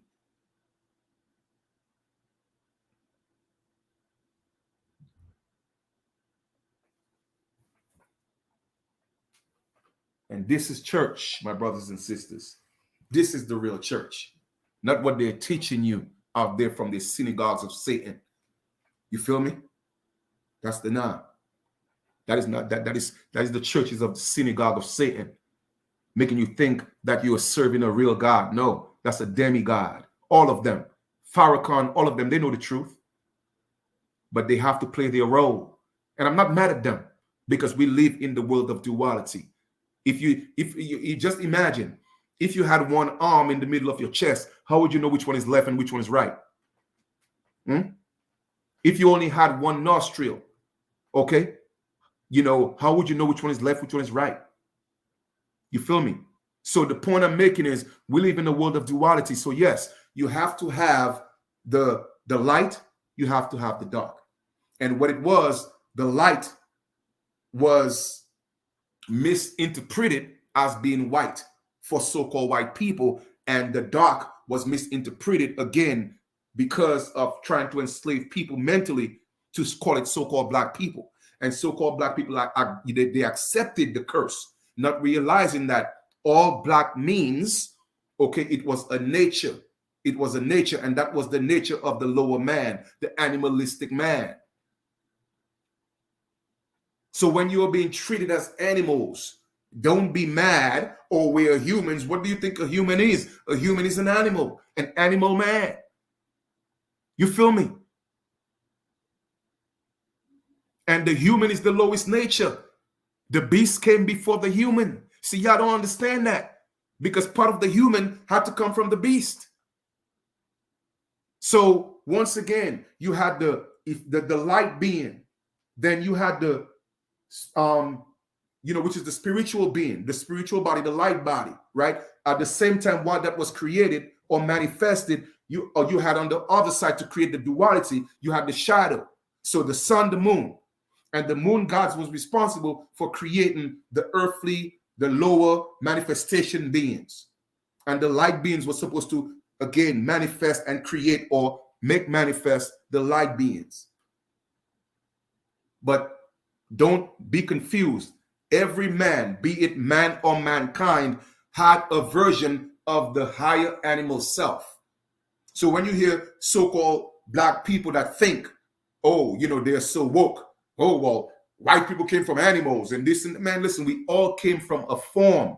We all had our animalistic nature.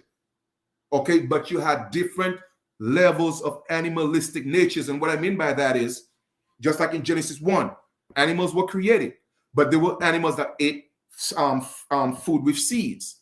That was the animals from God. And then in Genesis chapter 2, you had the animals that came from Lord God, the ones that wasn't supposed to eat the seeds. Okay, because why? They were supposed to continue to degenerate.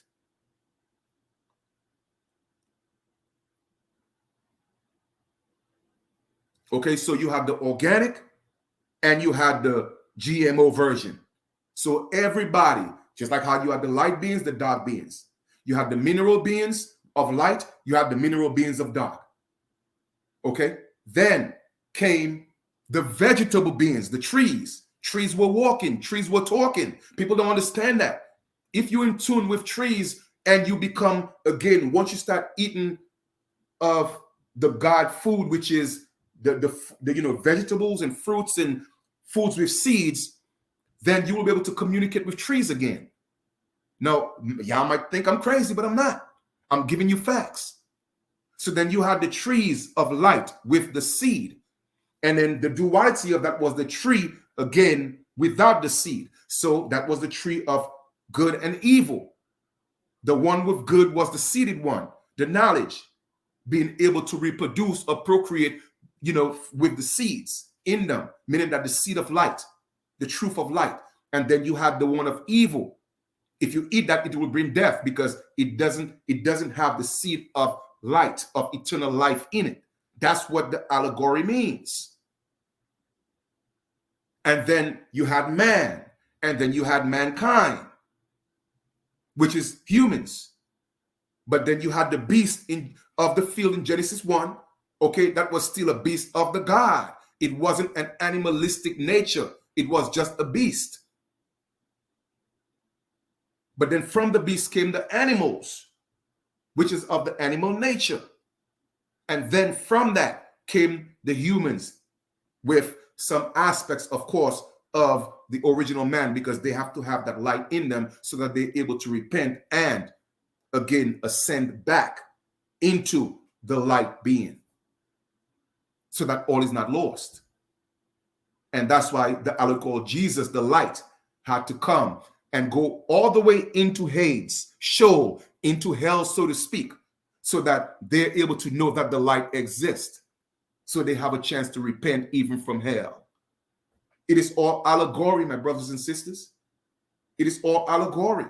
And when it was just made so clear to me, it's like, wow, I had to go back to being a child again. Like, Jesus told the truth. Again, the allegorical Jesus. That's my brother. Yeshua is my brother. Heru is my brother. Mithra is my brother. They were all physical beings, so to speak, again, symbolically.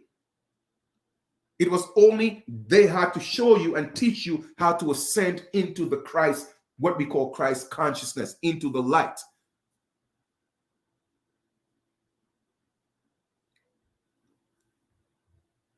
Jesus and Christ was two separate beings, two separate entities. One became the other. And Christ did not die on the cross. Don't let nobody fool you. Jesus died on the cross, not Christ. Because for you to say Christ died on the cross, you have to admit that your God could die. You feel me? And for you to say Christ is Jesus, you have to admit that your Christ is only a physical man. So don't let nobody fool you with the confusion, man. When Jesus became Christ, he had to let go of Jesus and get into a new body. When he got into that new body, he was no longer Jesus. Why do you think when his disciples saw him after he came out of the tomb, they couldn't recognize him until he had to show them the hole in his hand as proof? Again, it is all symbolic. But your pastors and your ministers will not take the time and teach you the truth. So they got you worshiping the flesh and taking your money, because they are doing that because that's what they were instructed to do by their God. Take their money, deceive them, call it tithe and offering. 10% for God in heaven. What is your God in heaven doing with money?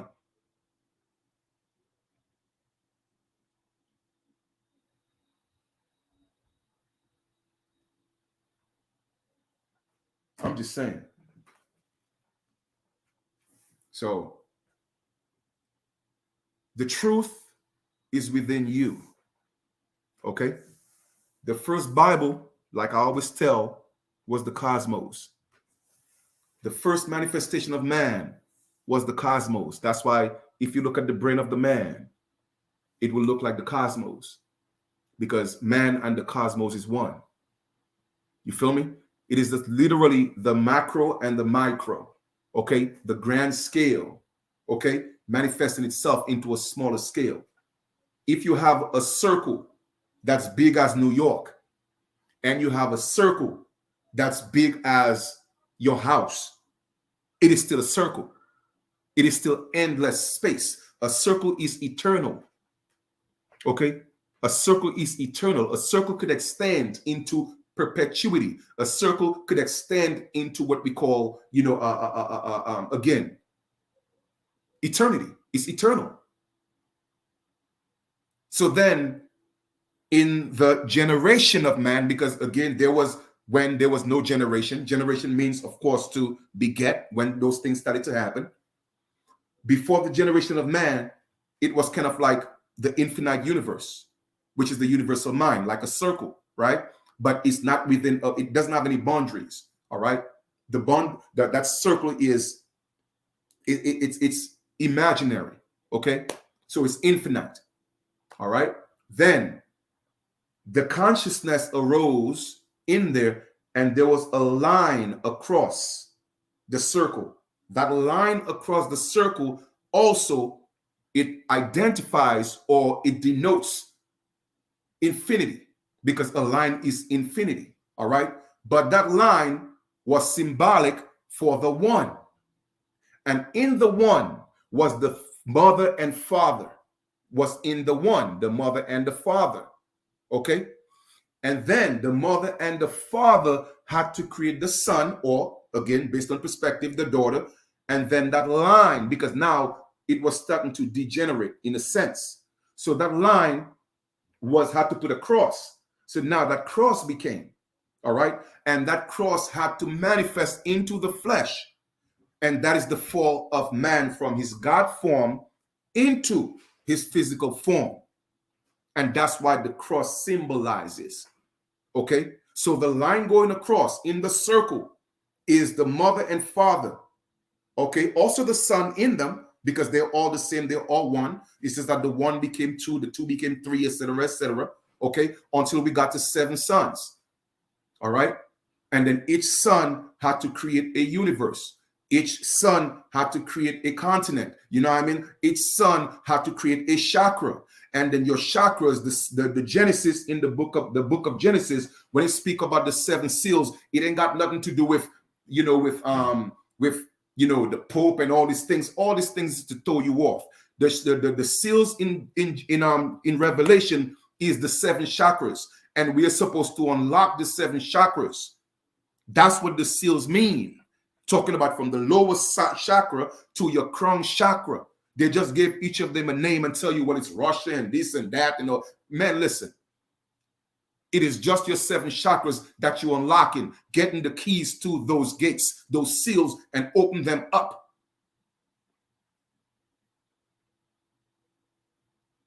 That is the allegorical meaning of the seals in Genesis. So once again, from Genesis to Revelation is the story of man allegorically.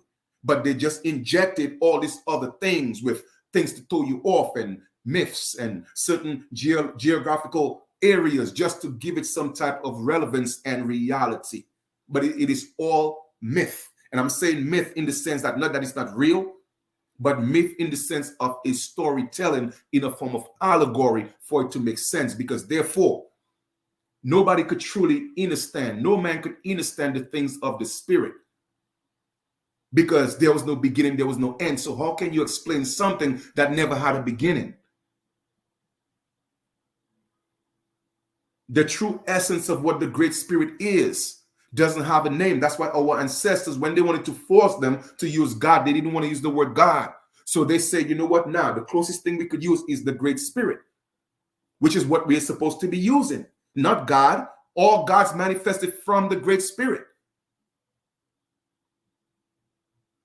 When we are talking about that all or the essence that encompasses everything is the Great Spirit. However, through the Great Spirit, gods came through, and then different gods were created or manifested rather. So it's okay to reach out to a God. It's okay to reach out to a Lord, but make sure you are reaching out to the incorruptible ones. And then you will see your life start changing. Because now you are tapping into a realm of truth and light and not darkness and lies. And I'm not saying darkness is bad. All I'm just saying is it is just the lower manifestation of the light. So if you want to ascend, you have to step into the light and not into the darkness. And don't let nobody fool you talking about, oh, well, black is this and dark is this. No, let me tell you something. The easiest way for me to get rid of your darkness is to turn on the light. I don't even need a spotlight. Just give me one candle, and I promise you, I will eradicate your darkness. So don't let nobody fool you, man.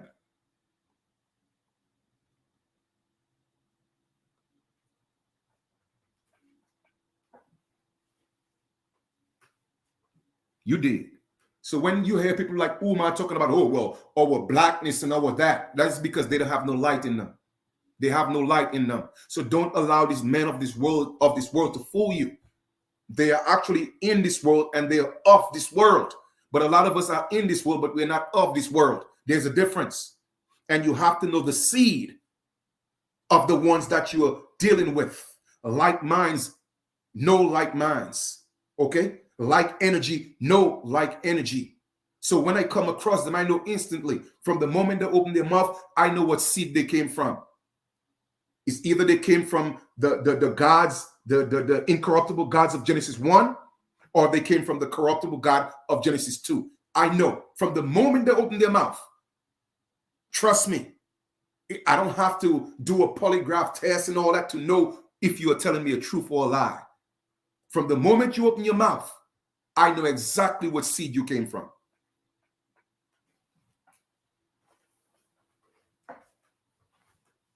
Facts over feelings. Okay? Only gods have names. Only gods, be it corruptible gods or incorruptible gods, they have names. But the Great Spirit doesn't have a name. Because guess what? You don't know the Great Spirit, because the Great Spirit is everything. So how can you name something you don't know? Something you never met, you just experienced. Stop the nonsense, man. Stop it. The Great Spirit wasn't supposed to be named. Okay, and the Great Spirit didn't say, my name is I am, because the Great Spirit don't talk. Okay, the Great Spirit don't talk. It's the gods that manifest through the Spirit. They are the ones that talk.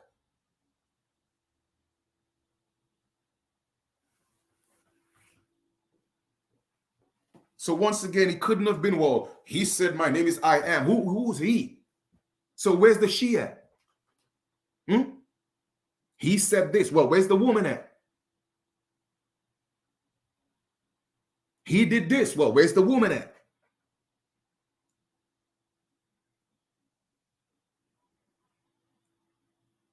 And that was the fall. That was the final fall of the American Aboriginal man. All right? When he turned on his woman. He turned on his woman. But once again, it was supposed to happen. So I don't blame him. Okay? So my sisters, don't fault us for that. It was prophecy. But you would have to know the things of the Spirit to know exactly what that means. But fear not. You are the ones that's going to give us life again. But there are a few of us that have to stay with the knowledge, or given the knowledge, so that we're able to start that process again. Just like it was in the beginning, so shall it be in the end. And when I say end, I'm not talking about the end of the world. I'm talking about the end of the corruption. Because when man was corrupted, okay, it was the woman, the aspect of him, the feminine aspect of him, that came and manifest and gave him light. Because she didn't want him to just be a soul without a living spirit. So once again, you see it manifest. It's always the woman picking up her man. You always hear a man say, well, why can't a woman just, if you see a brother struggling, you know what I'm saying? Like, pick him up. You know what I mean? Why? Because subconsciously, she has always been the one picking him up. The problem is, after she pick him up, he dogs her out. And that shouldn't be the case. We are always supposed to keep them shining, because they are the best part of us. Facts over feelings. And I'm not talking about the little, skettle gal them little skettle gal them dip on Facebook and YouTube, and I go on like them goddess, and nah, that's not what I'm talking about. I'm talking about a woman that's in light, that's in the light, a true essence of showing and displaying what the Great Spirit is. And when you see her, you shall know her. Unfortunately, I haven't ran into any of them. So I've been celibate for over 3 years. Because they are very few and far. But the time will come and they will manifest themselves. All right? So my sisters, don't be too hard on the brothers, because they were supposed to fall. That was just what it is. It was supposed to happen. Okay?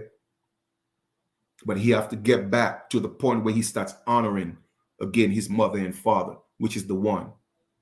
Because and so many people on the internet separating the man from the woman. Oh, the man is better. Oh, the woman is God. The man is not God. Or all type of bullshit, man. Y'all don't even know what y'all talking about. That's how I know again y'all lost.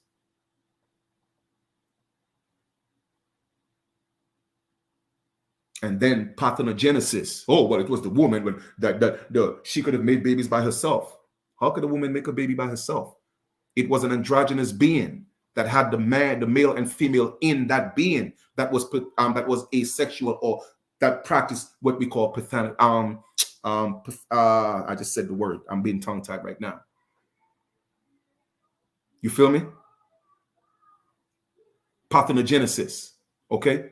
It wasn't a man or a woman that was producing via parthenogenesis. It was a hydrogenous being, like Adam, the first Adam. was hydrogenous. Even the Adam in Genesis chapter 2 was androgynous, until that God had to go in him and separate. In other words, do some type of chemical or biological, whatever, in terms of scientific words, all right, and take the essence of the woman to create Eve, and then she became the mother of the living. It wasn't the God that named Eve, it was Adam, because she became the mother of the living. You feel me? Because why? The mother of the living did not exist in him, because he only had a soul and not a spirit. The mother of the living is the Holy Spirit. Why do you think they made her a Holy Spirit? And they tell you, well, it's three men, Father, Son, and Holy Spirit. No, the mother was the Holy Spirit. All right. And she is the mother of the living. And she was the one that raised Adam and gave him that life. That's why he called her the mother of the living, because she gave him life. So it had to manifest now in this day and age as the man coming through the woman, as always, but not from the woman. There's a difference.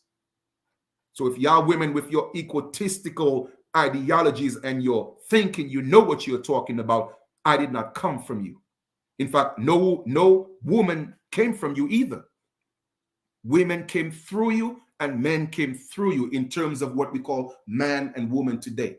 But from the very beginning, it was just man. And in man was male man and female man. Okay? It was male man and female man. And then it had to be separated, where it was just the female being and just the male being. Okay? Just to put things in perspective. So that's our journey in essence, man. So like I said, all that stuff I'm breaking down in detail in the book, you know what I mean? So taking you, showing again, giving you documentation to prove that America was the firstborn physically. I'm showing you archaeological information. Then I'm showing you, the people who came from Europe in 1492, that they were people of so-called color, but they also had people that were not of so-called color with them, but they were the ones that had to come, because the people of the Americas were people of so-called color. So they had to deal with people of so-called color. Okay. And I'm showing you that, again, all the treaties that were signed with, before the United States was created, were actually treaties with the people of color across the seas. So that's why the United States, when they came into power, they were not honoring those treaties, because it wasn't done with them. So those treaties had to be ratified. So while those treaties were being ratified, then it was time for the transition of the American Aborigines, once again falling further into their, what we call sleep, so to speak. They had to be replaced with the natives. All that stuff is spiritual. And I'm showing you in the book where they came from, who they are. Okay? And and then once that's done, I'm also showing you other things that happen in the United States. And then book 2 is dealing with the spiritual aspect of things. Why it happened. Why 1492 was a portal. Why was it called the slave trade?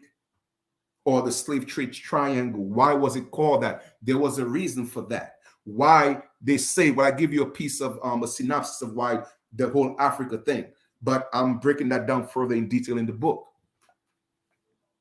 I'm going in detail who God is, who the devil is. You feel me? And then finally, I'm talking about I'm taking you back before the beginning. And I'm giving you a synopsis of before the beginning and how things came to manifest. Then I'm taking you into the beginning, where we start off in Genesis. And I'm breaking down Genesis 1 and Genesis 2 for you and telling you exactly what it means. And then I'm going to tell you who God is, who Jesus is, who the Christ is.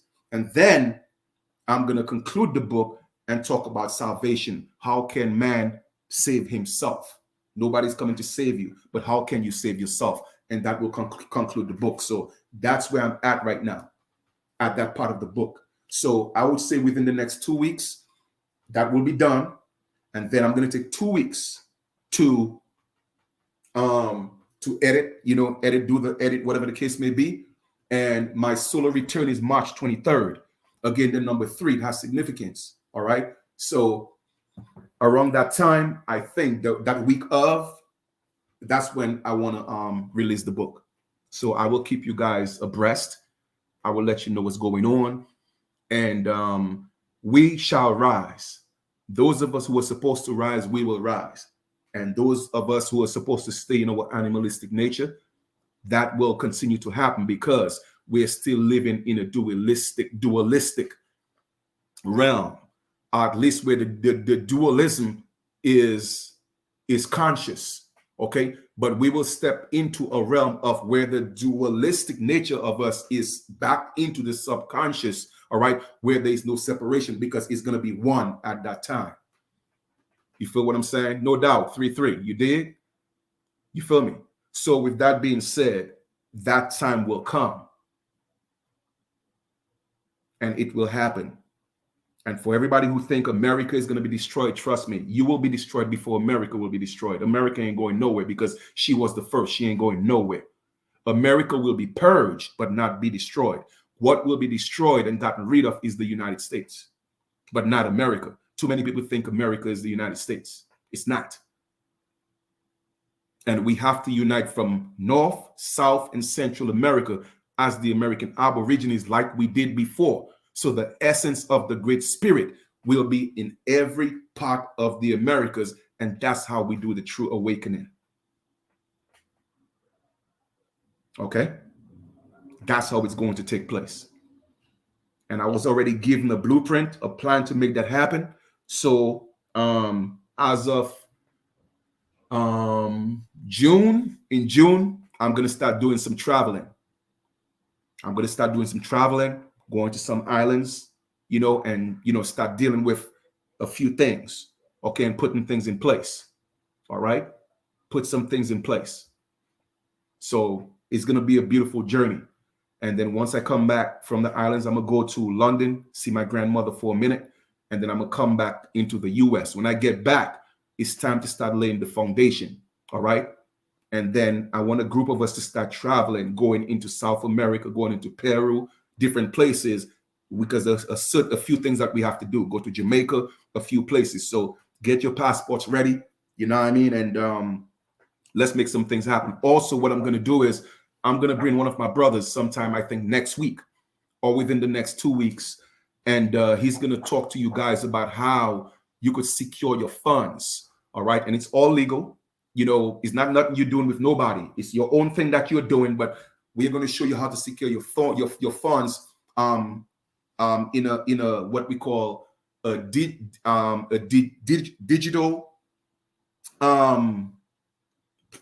platform, so to speak, where you are in total control of your funds and it will be safe and secure. All right. So now you don't have, because again, the banks are going through a transition.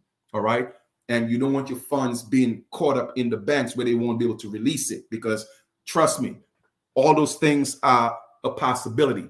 Okay. So you just want to have enough cash just to deal with your daily affairs, do what you got to do, pay your bills, whatever the case may be. But the bulk of your money, you want to put that in some type of stable, okay, currency or digital currency where it's always going to be there. So again, that's something that I'm going to bring to you guys free of charge. All right. Like I said, I'm doing this for us, doing this for the people. And this is not just about American Aborigines. This is for anybody, okay, because the new race it has nothing to do with color. The whole color of skin and race was an illusion that was created. Okay, so therefore, this is about the new race, which is a spiritual race that's living in truth. And that's what that new race is. So that is for because everybody have been enslaved by the flesh. That's what you have to realize. The flesh is the prison. All right. That's why every cell has prisons. Okay. That's why when you commit a crime, they put you in prison. All right. Falling into the flesh was the crime. That was a fall. Okay. So therefore, you had to be imprisoned for the crime that you committed by falling into the flesh. All right. So we are in prison right now in that flesh. But however, you don't have to be in prison mentally. You still could be in the flesh, but not be in jail. You see what I'm saying? So you could liberate your cells and renew your mind and your body by the things you eat, by the things you think. And then you could free yourself from that cell, but still be in a body. but not be in a body that's bound by the ward, or what you call somebody who run a jail. What they call a ward? I think it's a ward. I don't know. Somebody who's in charge of a jail. I never been to jail, prison, so I don't know. But anyway, the main person that run the jail, you could free yourself from that individual. Once again, all that stuff is allegorical, all right, that manifests in the flesh. You feel me? So we got some work to do. So all the things you see that's going on with the killings, as a matter of fact, the killing that happened with in Memphis, I didn't even know about it until somebody told me about it last night. The reason why I don't know about these things because it's not my reality.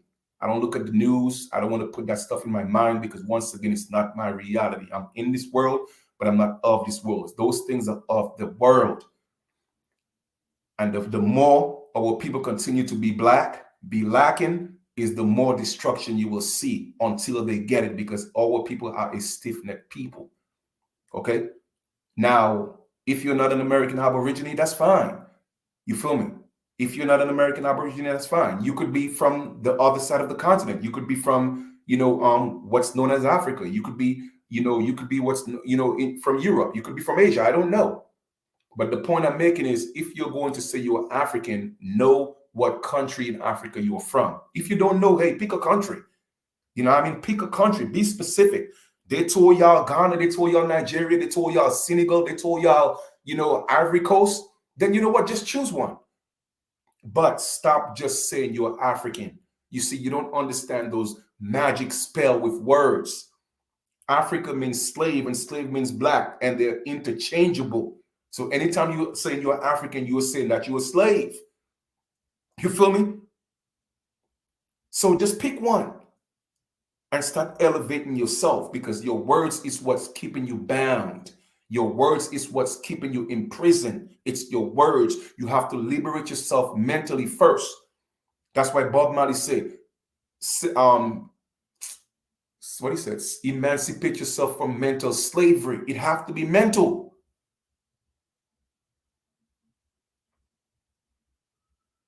And Bob Marley said, listen, I killed the sheriff, but I didn't kill the deputy. In other words, he's saying that I killed the head, but I didn't kill the tail, because once you kill the head, the tail is done. You see what I'm saying? So again, that's why they had to take Bob Marley out, because he was a Christ. You feel me? But a lot of people will not get it. So when I say we got to we have to get rid of the sheriff, I'm not talking about going around killing men and women that's acting in the capacity of sheriff. They are actors. No, that's not what I'm talking about. I'm talking about the head of corruption. You feel me? And that's what Bob Marley meant. And not the deputy, because the deputy is doing the work of the sheriff. So the sheriff is the corrupted one in the sense of Bob Marley's teaching. I'm not talking about, elected men and women that's acting as sheriffs. That's not what I'm talking about. Because people, right? They will take a piece of your word and put it out there and, oh, well, chief said get rid of sheriffs. You know what I'm saying? Like, that's what people do. You feel me? That's what they do, man. Man, I told y'all half an hour. Look at the time, right? 2.5, almost 2.5 hours, because I love what I do, man. This is just in me, and I just wish so many people could feel what I feel, the freedom, the growth, the state of being, the mindset, getting up and not knowing what day it is, not knowing what's happening in the world unless somebody tell you. You know what I mean? It's a beautiful thing, man. And the truth of the matter is, only you could make this happen. Only you could make it happen. Only you, man. Because only you have the power. Only you. And when you truly realize that you are your own savior, then yes, it is a beautiful thing, Till. You know what I mean? I said it's not Till, but Bon Bagay. All right. It's a beautiful thing, man. Say a born by guy. All right. So with that being said, salvation is internal. It is internal. And we all have to repent. We all have to repent, man. And I'm not just talking about, from a religious perspective. I'm giving you facts. All right. I'm telling you about the story of man. The repentance it's internal. You know what I mean? It has to be internal. So you have to repent for all the things that you did against the Great Spirit, whether it was in ignorance, whether it was knowingly or unknowingly. You have to ask for repentance, man. And sometimes repentance take crying, because the crying, and I'm not talking about cry because you feel you want to cry to trick. You cannot trick the universe. But when you cry, you have to cry in truth. Cry in honesty, and with honesty when you ask for forgiveness. And that's why you will hear people say, when you forgive people, you don't forgive them for them, you forgive them for you. That's facts. You feel me? Because that's part of your elevation.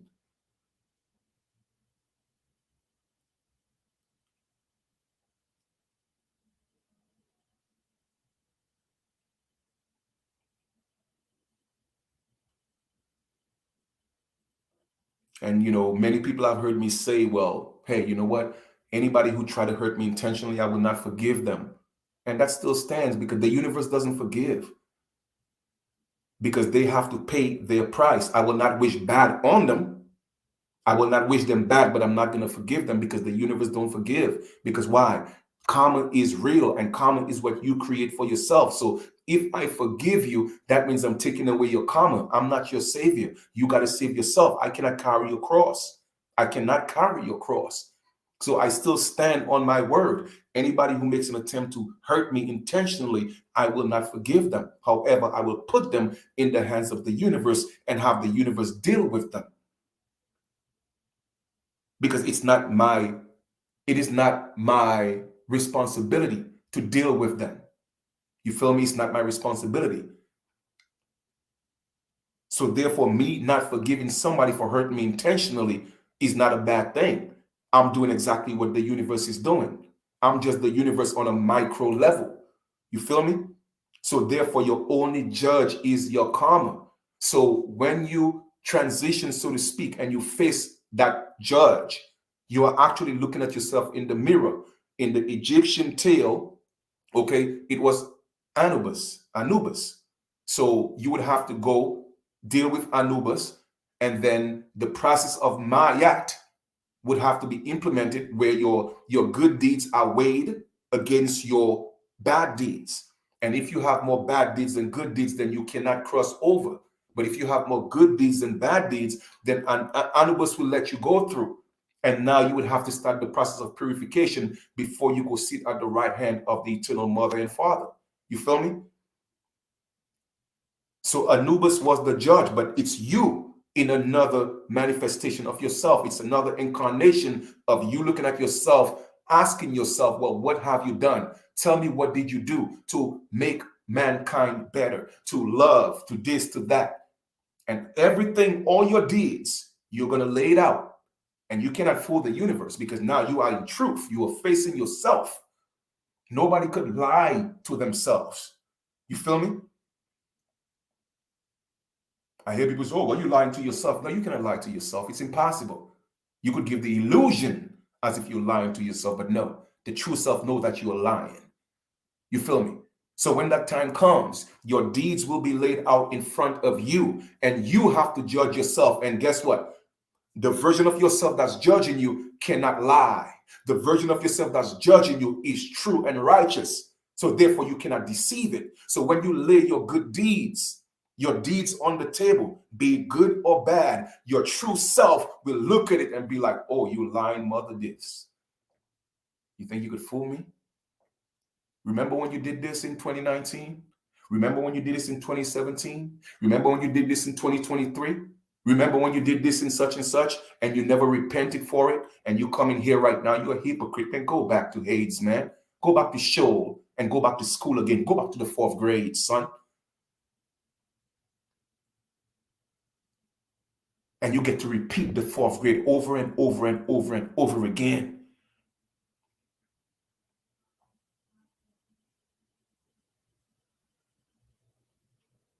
And it's only when you have learned that lesson and then you cross over. Anubis say, you know what, man, listen, your higher self on that realm say, listen, you good. At least you did enough to get that pass. You get a passing grade. You know what I'm saying? Here's a little C+. You feel me? Then you get to go to the next side and see the other side because you got a C+. Those who get the A+, they going in a whole different dimension. You know what I mean? They're skipping levels. You feel me? But if you're just getting a C, a passing grade, then you got to go through more levels of purification. That's it. And for those who fail after a few reincarnations, if you still ain't getting it, then you got to go through the fire. Now you have to be forced to be purified. And that's what they call the eternal burning hell. Again, all of it is symbolic. It is all internal. So you have to know yourself well enough. That's why it says to know God, you got to know yourself. You got to go within. You feel me? And then you activate your 12 disciples, which is your 12 faculties. You teach them. Repent. And of course, Judas is always in you. So Judas is always trying to deceive you. Judas is always trying to sell you for 30 pieces of silver. That's fine, because Judas is one of your best friends, because he's always real. Because he's telling you, listen, I'm here to deceive you, bro. So he's real. But after you go through all that, then here comes, John the Baptist. That's the one that when you want to repent, that eternal repentance, you talk to John the Baptist, you activate that faculty, and you repent internally.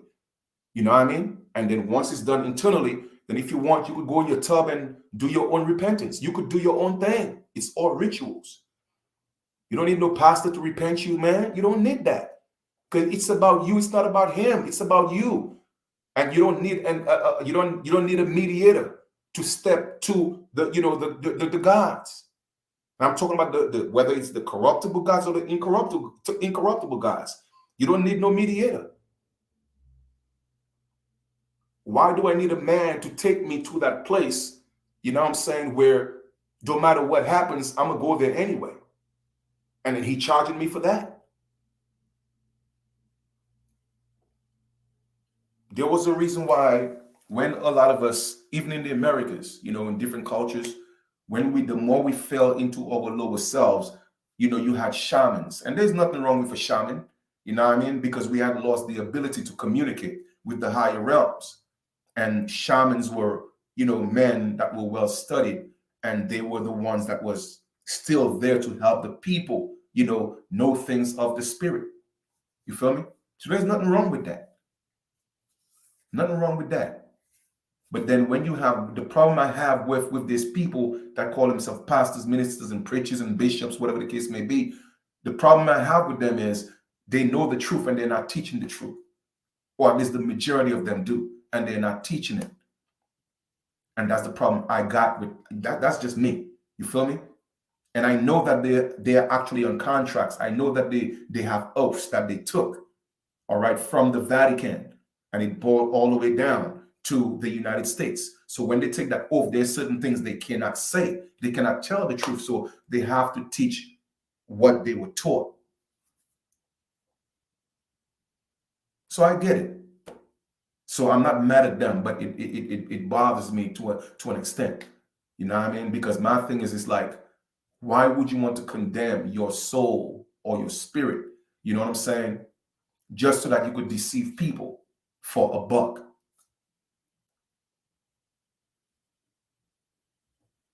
But everybody got their own journey, man. And everybody, like I said, they got to face that karma that's called God, their higher self that's living in truth. They got to face that. It's really that simple. So, all right. But anyway, man, let me, I keep saying, let me get out of here, but, I know a lot of few of you came on here, this evening. So thank you for tuning in. It's always, a beautiful, beautiful, beautiful honor to just vibe, you know what I'm saying, with like minds, or whether your mind is not like mine, that's fine. But I hope I'm dropping some seeds in you that's going to resonate with you. I tell people, don't believe anything that I say. You know what I'm saying? Learn to find your truth on your own. What I'm giving you is just a spark. You feel me? Because it may not be your truth at that time. It doesn't mean that I'm not telling you the truth. That's not what it means. It may mean that it may not resonate with you at this time. But I know what I know. I know what I've seen. I know what was given to me. So I could only give you that and make an attempt to articulate it in the best way that I can. Because once again, it's very, very challenging to articulate things of the spirit, especially in English, because you have to be mindful of those words that you speak. You feel me? You have to be mindful of certain words. So a lot of times I make an attempt, I'm so conscious of those words, I make an attempt not to use certain words, but still I have to get the message across. You know what I'm saying? So a lot of these things people may not be ready for, and that's fine, because like I said, you cannot feed babies growing people food. And sometimes people just see the video and they listen to it, and they're still babies in the sense of the knowledge, and now they're getting grown people food, which is the grown knowledge. And I'm like, wow, that could be a culture shock, it could be a religious shock. And by no means I don't intend any harm, you know what I'm saying? So if I bring any type of mental harm or any type of culture shock, you know what I'm saying, that may stress you out, I apologize, you know what I'm saying, in advance, you know what I mean? But I was just told that now it's time to bring this truth out, because there are people that's ready for it, you know what I mean? So that's just what it is, and that's what I'm doing. I'm very obedient when it comes to the things of the spirit. You feel me? You did. Well, the truth of the matter is, America has always been the East. You feel me? The reason why they call it the West is because it was colonized by a Western mentality. Okay, it was colonized by a Western mentality, but America has always been the East. The sun rises in the East, and the original sun was manifested in the Americas. So therefore, the sun rises in the Americas and it sets in the East. That's why you have Set. Okay, Set, the brother of Heru, you know what I'm saying? That was on the other side. Again, all that stuff is duality. You feel me? It is just is duality. That's all it is. But America is the true East. It is the true East, colonized by a Western mentality. So it happened to be called the West. All right, but be not fooled. Okay, America is the true East. Okay. And of course, everything is based in perspective. Like, all the maps and stuff that we're looking at, man, trust me, all those things were just given to us. The compass, all right? There's certain magnetic fields that was inputted in certain spheres of the universe that would make the compass do what they wanted to do. Man can be very deceiving. All right. That's why you have to literally internalize things and go within to get those truths, man, and find ways to validate the truth, validate what you're being told. Because again, different thoughts and different energies could come in and give you certain things, and you're thinking it's coming from a non-corruptible source, but you have to know the difference. All right. Just like how a sheep shall know the voice of its shepherd, you have to know the voice of that incorruptible entity in you. You have to know that familiar voice. You have to know it. You have to get to know it. And then you still have to find ways to validate or know, hey, you know what? I know that came to mind, but let me see if I could, validate it this way or that way. And that's the process that I use. You know what I mean? So we're gonna be all right. All right. In fact, we are okay. All right. In fact, we are great. You know what I mean? So everything that's happening in the world right now, again, all that stuff is just an illusion. And I'm not saying that we should not have compassion. I'm not saying that we should not be sympathetic. I'm not saying that of course, we have to show sympathy. We have to be empathic. We have to be sympathic. You know what I mean? And all those different, terms of endearment. All right. There's nothing wrong with that. but we cannot allow what's happening in the world to consume us because of our physical emotions, of our five senses, what we see, what we hear. You feel me? Those two senses right there could be very deceiving. You feel me? And they could consume you. So you have to find the balance by still showing compassion, but at the same time, not allowing that to be your reality. So that's how I move. Yes, I have compassion. All right. There's some sympathy, what to the families and but that's not my reality. You did. It's not my reality. Period. So it's all about balance. You feel me? So, all right, lineage. I'm out. All right. I'll talk to you guys later. And I truly, when I tell you that I love you, whether I know you or not, it don't make a difference. Because like I said, right now it's about that incorruptible spiritual family. That's what I'm dealing with. You know what I mean? And that's my family. You know what I mean? That's the people I want to vibe with. That's the people I want to build with. And we may not be the popular, and that's fine. Okay. We don't have to be the popular, but we have to be the righteous. We have to be the truth.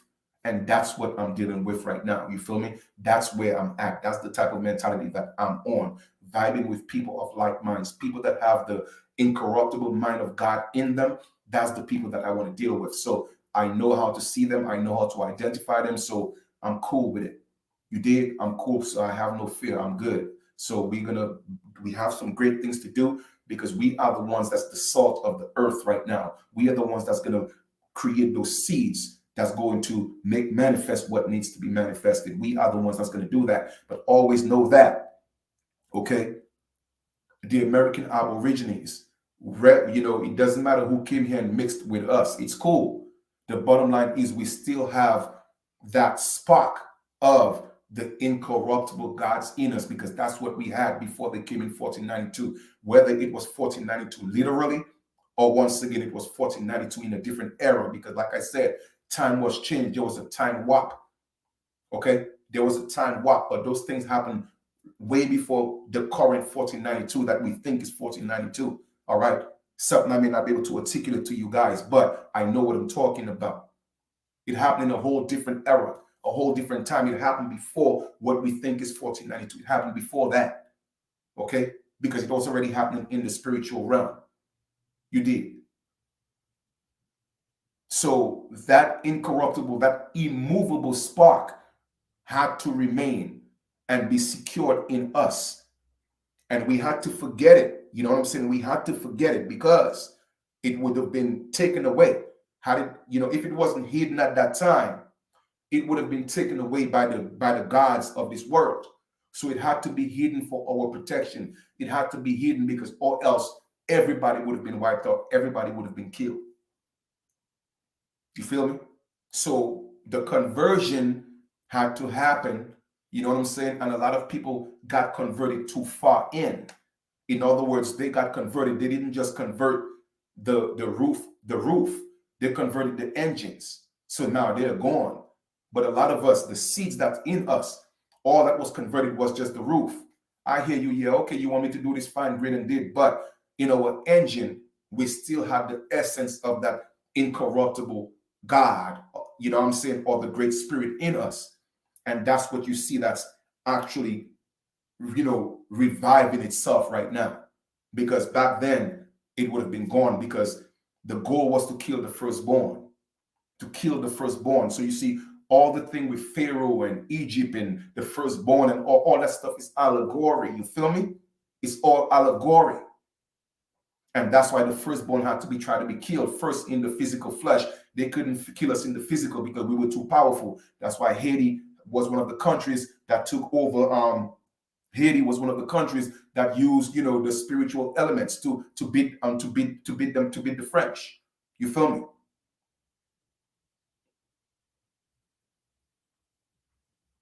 They use alchemy. They use all type of stuff. They use magic, voodoo, obia, all them things people think is bad. It's not bad. It's what you use it to do. You feel me?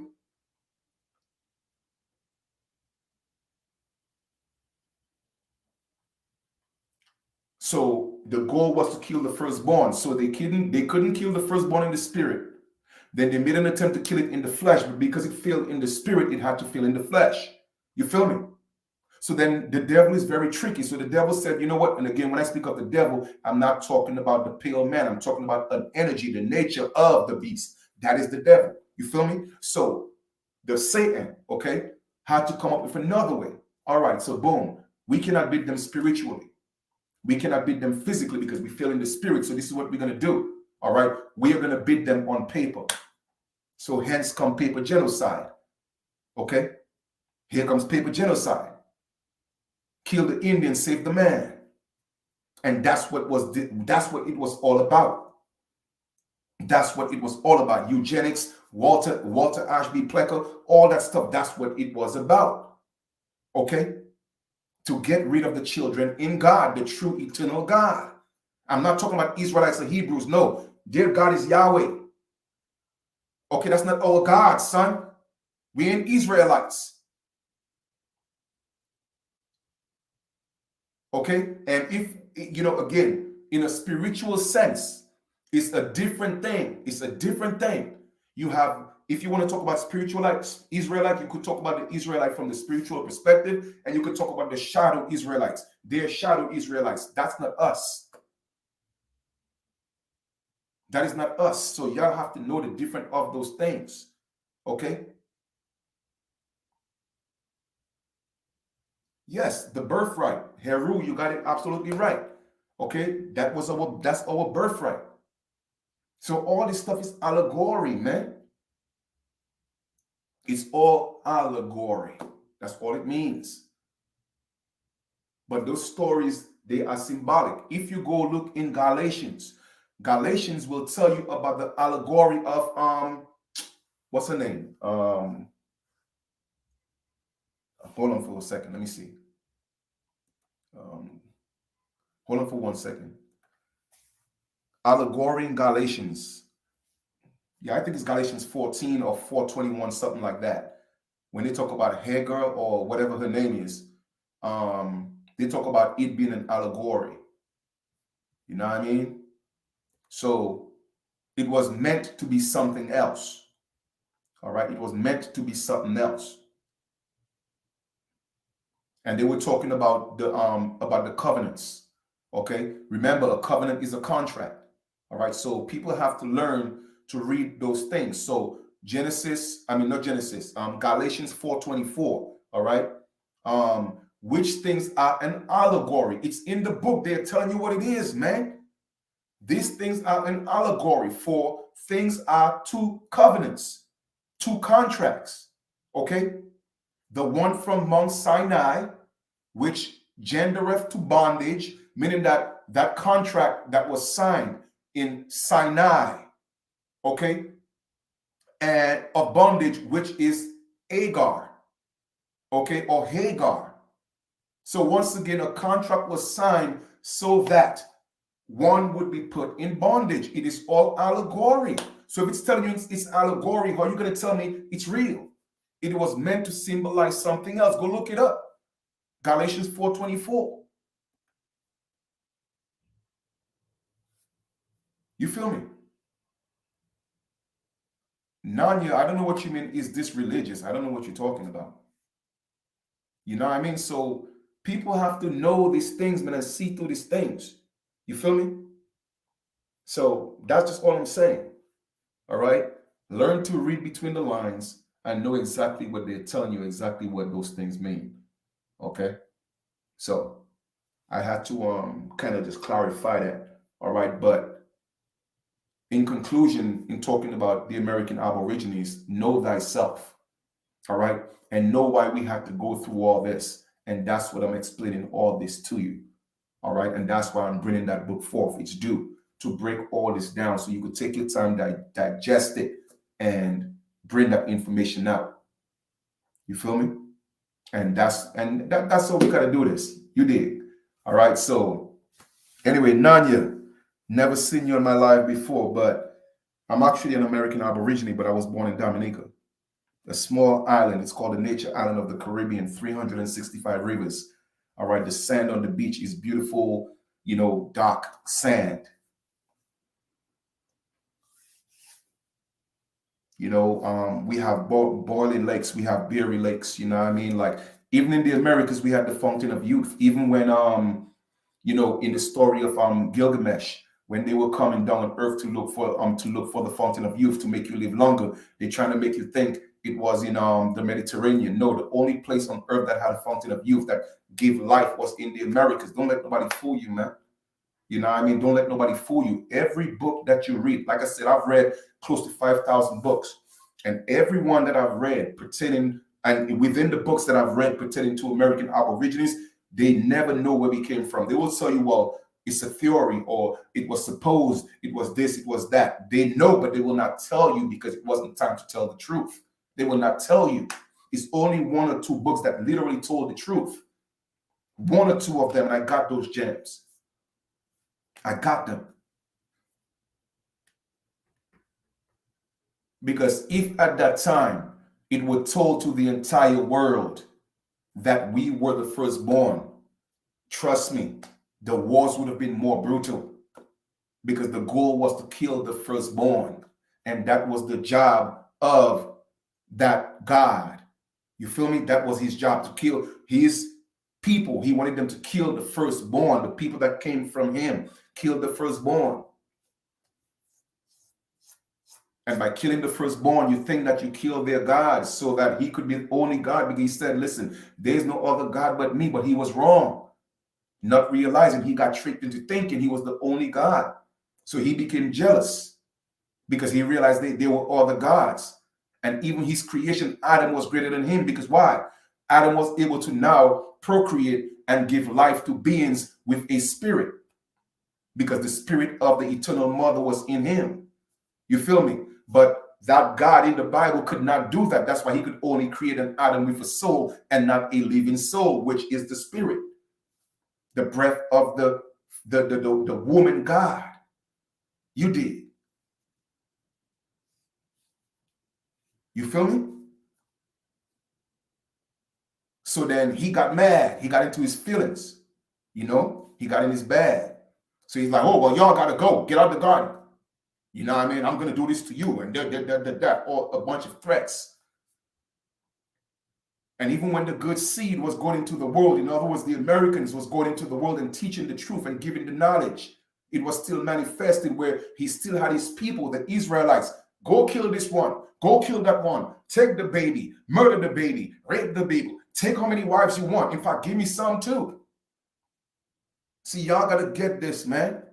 And that's why it had to manifest in the flesh. They had to come into the Americas, boom, take over women, rape the women, do the same thing that their God did.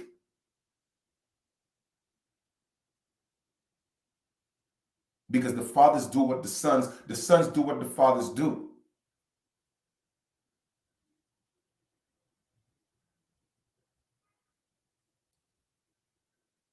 I mean, Nanya, I'm not sure what you're talking about religion, man. I don't do religion. Religion is an army. Okay, so I guess it's your first time here, so you don't know who I am, but religion is an army, because legion is an army, and re means to bring it back. So all these ideologies of what people are teaching to be religion is just an army. That's all it is. And they're enslaved by this army. They're held captive. I'm a free man.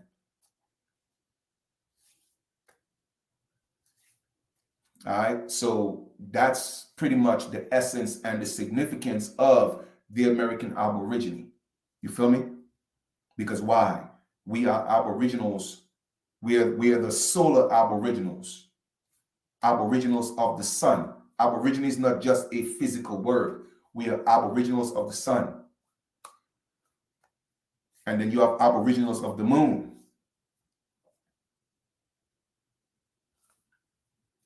Exactly, Heru, because again, it is two different concepts of what creator and God is. One deals with the shadow, okay, which is the one that created the flesh, which are the lunar beings, the moon beings. They came from the water, all right? And then you have the solar beings, the one that came from the fire. Okay, but the lunar beings, okay, had to be given, their God had to be given the power over the solar beings at a time. That's why water is able to put out fire.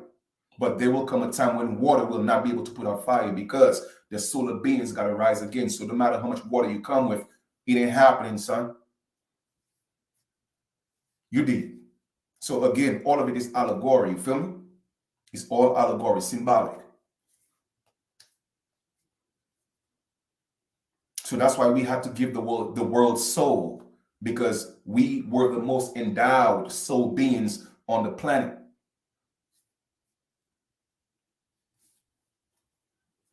Yep. That's why we had to do that. And then we were striving even when we had soul. You feel me?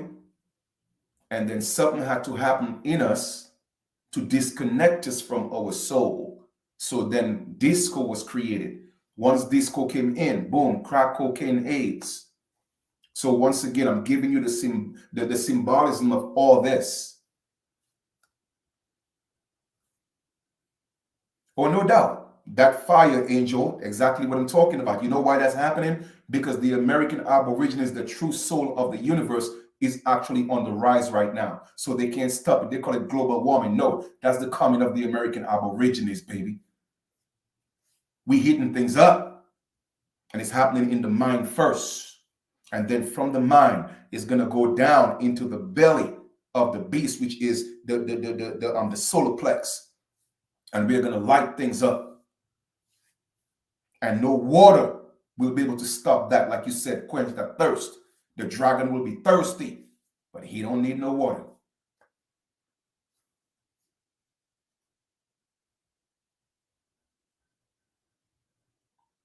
Well, yes, that's why our people, we couldn't tolerate the alcohol or the spirit that our brothers, our European brothers brought from across the seas. That's why it's called spirit, because it affected our spirit.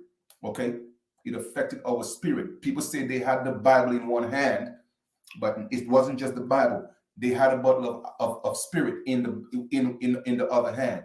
It was the Bible and a bottle of spirit, alcohol. And that's why it literally enslaved our spirit and it made us dormant. It put us to sleep. That's what the spirit did. So that's why, again, they have liquor stores on every corner, because they know what the spirit in the liquor does to the American Aborigines. All right, I know. I see it with my uncles. Okay, I know. So it have to be in every corner. So it's two things: the Bible, symbolic for the church on every corner, and the spirit, which is alcohol, on every corner. So those two things was what was used to take us into the state that we are right now. The spiritual aspect of things and the spirit to kill the soul. Because if you could take away the spirit from the soul, then the soul becomes a dead man, black, African American. You see what I'm saying?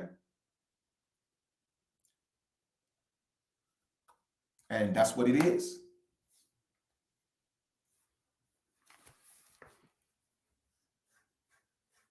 So it's just so beautiful, man. It's beautiful to know that so many people could understand this. All right. Because like I said, at one point I had to, like I told y'all before, I had to delete a lot of videos because people thought I was crazy, because it just means that it wasn't ready. It wasn't time. You know what I mean? So I had to go on YouTube and I deleted I would say over 60 to 100 videos where I was saying things, and it just wasn't time. I was ahead of my time then, so it's good to see and know that a lot of people could understand this. Yeah, for real. So that's a beautiful thing, and eventually, and Nanya, you'll hear more people speak that way, because why? The truth is actually already in what we call the universal mind. And all we have to do is tap into universal mind, which is actually in us. But, because of the lower self, the lower animal, we are blocked. The lower animal is blocked from the eternal spiritual mind. So it cannot access that. All right. So the more you give up the animalistic nature, the more you are able to ascend into the spiritual mind of what we call God, so to speak. And then you will start hearing people speaking the same thing, but or at least close to the same thing.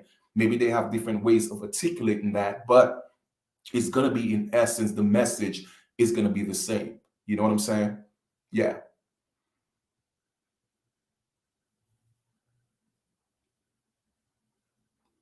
Yeah. Well, trying to figure out what or what people said, is already in us. You know what I'm saying? Like I said, you have to, you will be taken to a point where you're able to step into that realm, and those things will be shown to you.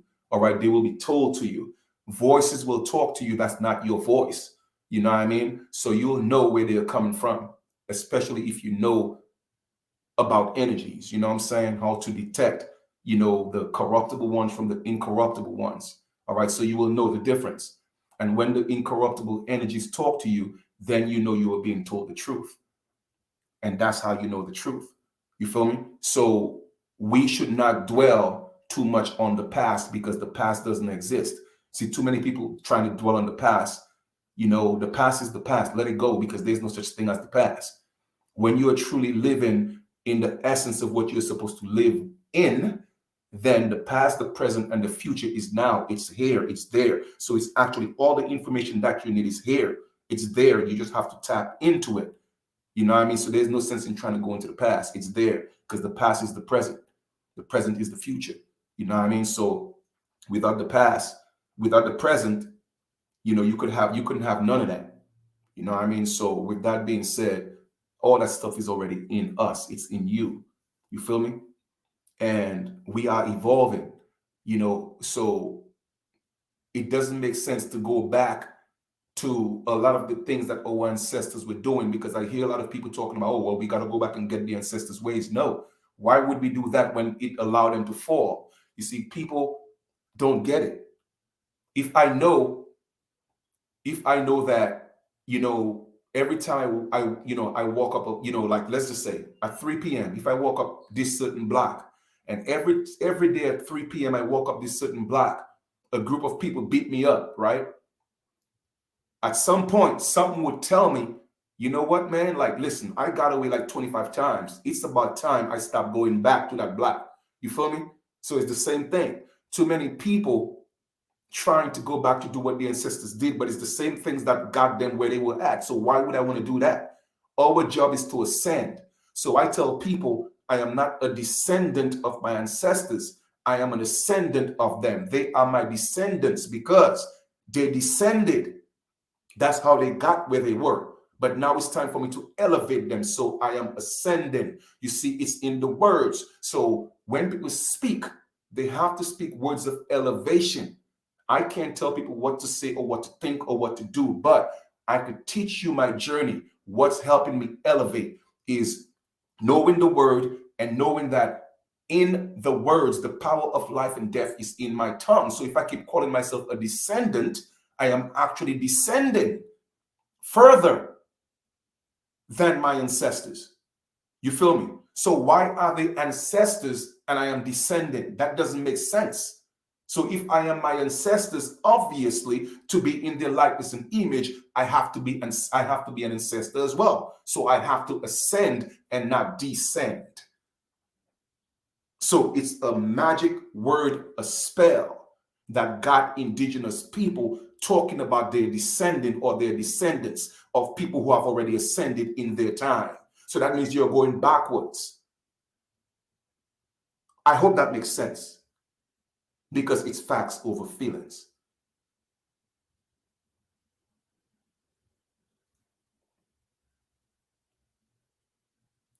So as a man or a woman speaketh, so is he or she. You know what I'm saying? So you have to, once again, words that's going to help you ascend, words that's going to help you give life, words that's going to help you elevate.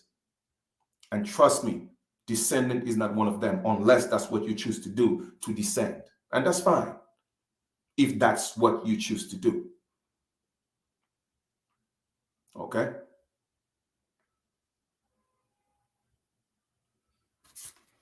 All right, lineage, we good? Everybody good?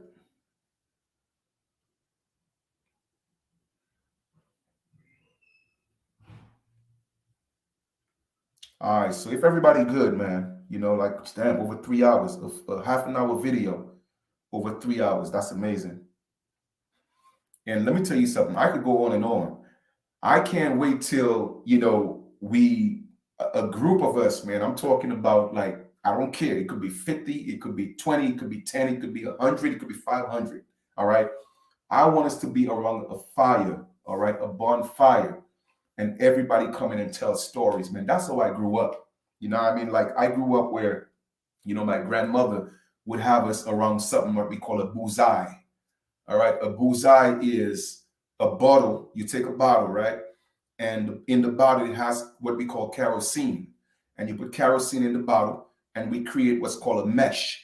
We take a piece of a shirt or cloth, and then we make a little ball, and then you put the kerosene in the bottle, and then you put the ball, you know, that you make in the head of the bottle, right? So now the kerosene is in the bottle, and you have that little ball in the head you make with a shirt or a piece of cloth, and then you wet the tip of the ball, you know, with the kerosene. You tip it over until it soaks, and then you light it up. And we have a few what we call bullseye. And my grandmother would just sit and tell us stories, man. Tell us stories about you know, witches. Tell us stories about history. Tell us stories about all type of stuff, man. That was just so. Some of it was scary. I mean, like, yo, I remember one time she was telling us a story about a witch. And then the witch was actually in the house, in the roof, in the corner watching. Like, I'm telling people, like, real stuff I've seen. You know what I mean? I'm not making that up. All right. And she took all her clothes off and she started chasing the witch. Yo, I'm telling you, like, stuff is real. You know what I mean? So people have to understand that when you hear that you're not fighting with the flesh, but you're fighting with principalities and powers, man, trust me. There are some real stuff. There are some real stuff out there, man. Real. And you have to be protected by the incorruptible light because you will be consumed by the darkness. You feel me? So that's how I was raised, with learning those stories. You know, all type of stories. When I was in school, they never taught me I was African. They taught us about the slave trade, but at one time, they told us we came from Africa. They said we were Amerindians. They told us that. You feel me? It was only when I came into the United States I heard people calling themselves black for the first time. For the first time, I heard that. And it blew my mind because I'm like, hold up, I know I'm not black. But I didn't realize what was going on then. So I asked the ancestors to put me in a position to give me the information to elevate my brothers and sisters. I know they brought me for a reason. They brought me for a reason because I had an option to go to England, you know, to live with one of my other grandmothers, and my grandfather was there, or coming to the United States. And something in me was just eating me up. You know, you gotta go to the United States. You got to. And I listened to the higher self. I listened. And it took me over 20 years. I'm talking about sacrifice relationships. I was in a relationship with a woman living in the same house. I wasn't touching her. Yes, we was talking. I mean, there was love, appreciation, but something came over me and told me, hey, you know what? I have to be celibate. I don't know why it's always coming to me that way, but that's just my journey. And that was over 20 years ago. That particular instant was it's been over 20 years since I've been on the journey, but the part with the celibate stuff, it's been actually, you know what? Yeah. Wow. No, it's been about, I would say about 12 or 13 years. So 12 or 13 years ago, I was told that I had to be celibate, and I went celibate for 3.5 years then. And then she just couldn't understand or comprehend, like, how could you be in the house and not want to sleep with me? And she was thinking something was wrong with her, but I kept telling her, no, it's not you. You know what I'm saying? Like, and I know, I get it, how traumatizing that could be, thinking that something is wrong with you. You know what I'm saying?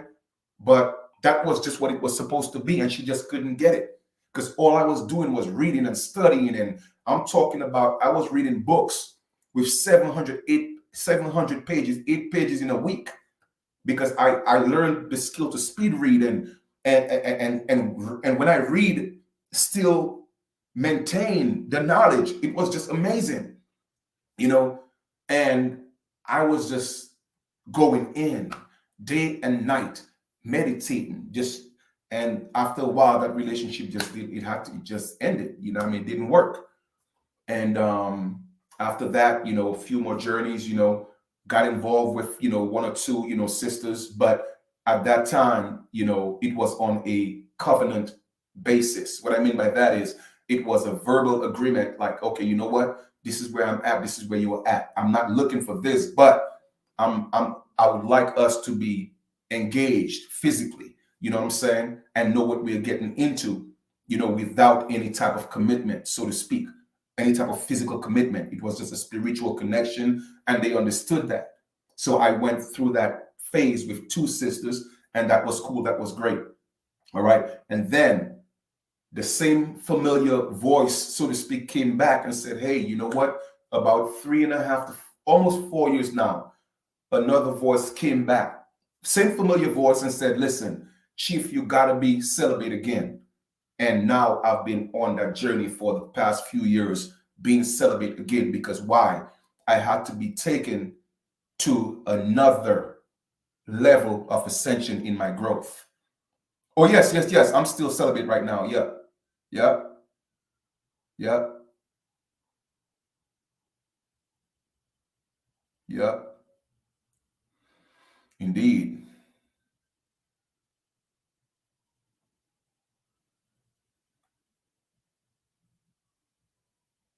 Yeah. Indeed. You know what I mean? So that's where I'm at with that now. You know what I mean? So, like I said earlier, any woman that I'm going to engage with, she have to be on the same mental, capacity as I am, or at least close, or at least willing to learn. You know what I'm saying? Because I cannot just lay down with anybody. I can't do that, because it is more than a physical thing to me. You feel me? It is more than that. I want to connect. Like, when I truly connect, I want to see her for who she is. I wanted to see me for who I am. I want to see her soul. I want to see her spirit. I don't want to just see a fat booty, breasts, and titties. Nah, man. Like, you know what? All that stuff is done with. You know what I mean? So I want to see the light in her. That's why I want to make love to the light, and I don't want to make love to the darkness. You know what I'm saying? So that's where I'm at with that. You feel me? So that's the type of mindset I'm on right now. So in the meantime, while I'm practicing my celibacy, I'm writing my book, and my mind is just so clear. And like I said, like, I'm laying down and things are given to me. And when they talk about the first Bible is the cosmos, that is really true. Because, and I experienced that twice now. Okay. It's the second time in my life that I can remember I have experienced the universe giving me actual writings to see and read. And last night was the most vivid. Okay, it was the most vivid. Like, seriously, I'm laying down, and all of a sudden the universe came to life in my it's always alive, but when I said it came to life, it's like a switch got turned on, like a big screen in a movie theater. And then words in a text in a book form was scrolling down, like the end scenes of a movie, right? And I'm reading in my state of rest, and I'm reading everything, and I'm like, wow, this is amazing. And when I got up, the information was still there in my mind. So I'm like, wow, it's real. It's real. It's beautiful. It's real. So I'm still asking for more clarity. I'm still asking for more growth.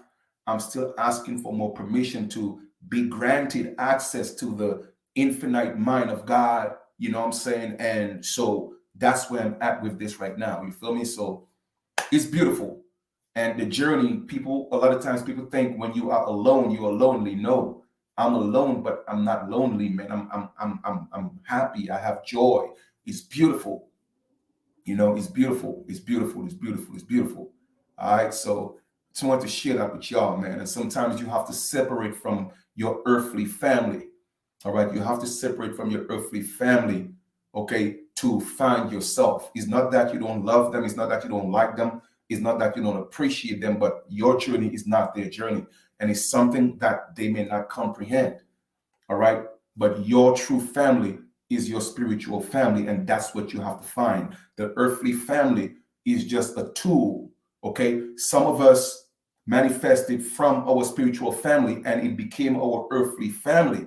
But the truth of the matter is, many of us are estranged to our earthly families because they are not our spiritual families. So sometimes you might be in a family and you just feel out of place for most people. You know what I'm saying? That is because we did not descend, so to speak, from our spiritual clan. Okay, we did not descend from this, so it's different. You feel me? It's different. Okay, so your goal or our goal now is to find our spiritual clan, and that's what that's about. And it ain't got nothing to do with the color of skin. That's an illusion. All right. So hope that makes sense. But we'll definitely do this bonfire one of these days. I'm looking forward to that because I'm going to plan it. And who show up, show up. I don't care if I have to be in front of the bonfire by myself. I'll be by myself and dance by myself around the bonfire, but I'm going to do it. I'm going to get it done. You did? All right, then. So everybody say they're good. I'm about to say I'm out of here. I wish y'all a beautiful and an amazing continuation. And no, it's not going to be in NYC. No. NYC is a stone jungle. No way. One of my indigenous brothers, you know, he has some land, 30 acres in he has 30 acres in Washington State. So that's where I might plant it. I'm in New York, but that's where I might plant it. You know what I'm saying? So I'm going to talk to him about that. If it's possible, great. If not, then we could probably try Texas or ATL or whatever the case may be. We'll try one of them places, but definitely it's a place that has to have land. It has to be spacious. You know what I mean? And then people will bring the tents, you know, whatever the case may be. And we'll have a few people, you know, go a few days in advance just to, you know, buy groceries and stuff people got to eat, whatever the case is. And then, you know, we could just have a beautiful time and then honor our incorruptible ancestors. Now, when I say, or you in Cali, okay, that's what's up. You know, when I say, when I always speak of our incorruptible ancestors, it doesn't mean I do not comprehend that they were incorruptible ancestors. And even they too, I appreciate and honor them. And I'll tell you why, because they had to play a role and sacrifice themselves in order for us to experience the lower aspect of ourselves. All that is just part of the journey. So everybody had a part to play. You know what I'm saying? But I am more focused on my spirit, on my incorruptible ancestors right now, because now it's time for the ascension. When it was time to descend into our lower selves, then the glory was given to the corruptible ancestors. And you know what I'm saying? But now it's time to ascend. So I have to spend more focus acknowledging and thanking and honoring my incorruptible ancestors. So that's what I'm doing. You know, that's what I'm doing. So I have to differentiate between the ancestors. I have to differentiate between the lords. I have to differentiate between the gods. I have to, because if I'm not specific and I just call up on any ancestor, then the universe is going to give me the one I may not want or intended to ask for. So I have to be specific.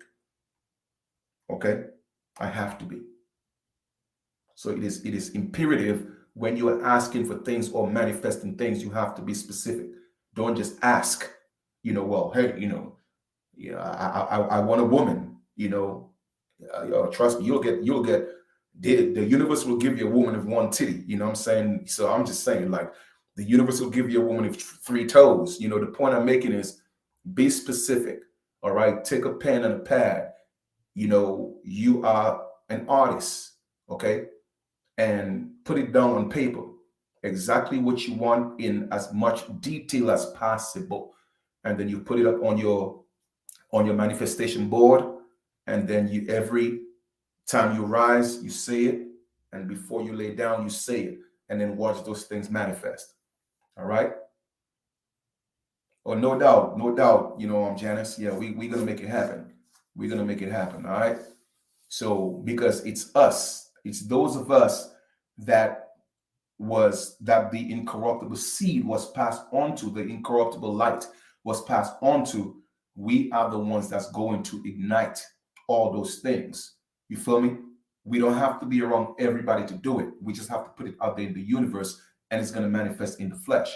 The same way that when we had to descend into forgetfulness and everything that happened to us in 1492 and beyond, there were also praying Indians. People don't realize that there were also American Indians who actually joined the dark forces and was preying on the downfall of the American Aborigines. Yes, they're brothers and sisters. So, but that was part of their purpose at that time, because why? We had to descend and forget who we were. So I'm not mad at them for that, because they sacrificed themselves to serve that purpose that was supposed to happen.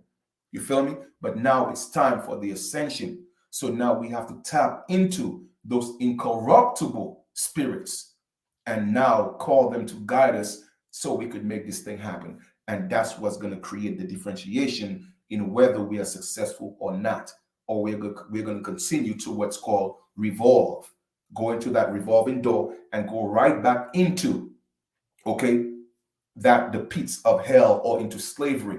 And that's what they're doing with reparations. And that's what they're doing with this whole African American and Africa and all that stuff. That's what this is about. It's a revolving door. That's why they'll tell you, you came from slavery from a point of no return.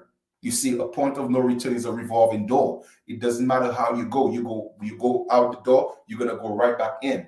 Okay, right back in, point of no return, meaning that people in Africa have no history of that. It was made up. You see what I'm saying? So they will tell you it's a point of no return, so that you won't be able to find the beginning of it. But there was no beginning.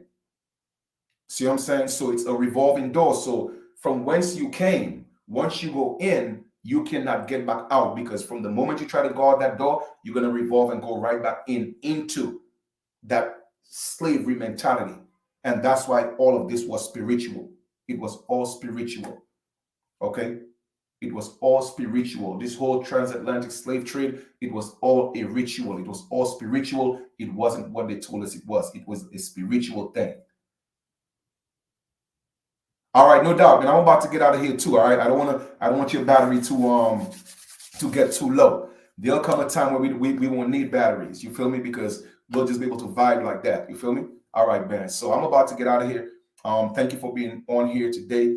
We did almost 3.5 hours. Like, again, the number 3, right? I said 30 minutes, which has 3 in it, but I end up giving y'all 3 hours, 22 minutes, and 50 seconds. So I'm just gonna let it go down to 33333, and then I'm gonna end the video. So allow me to say I will talk to y'all soon. I truly love y'all, and I'm sending you guys nothing but amazing energy. And may the great spirit and the incorruptible gods and lords guide you into finding your truth. This is your brother, Chief Kalanago Flying Eagle. We'll talk soon. Take care.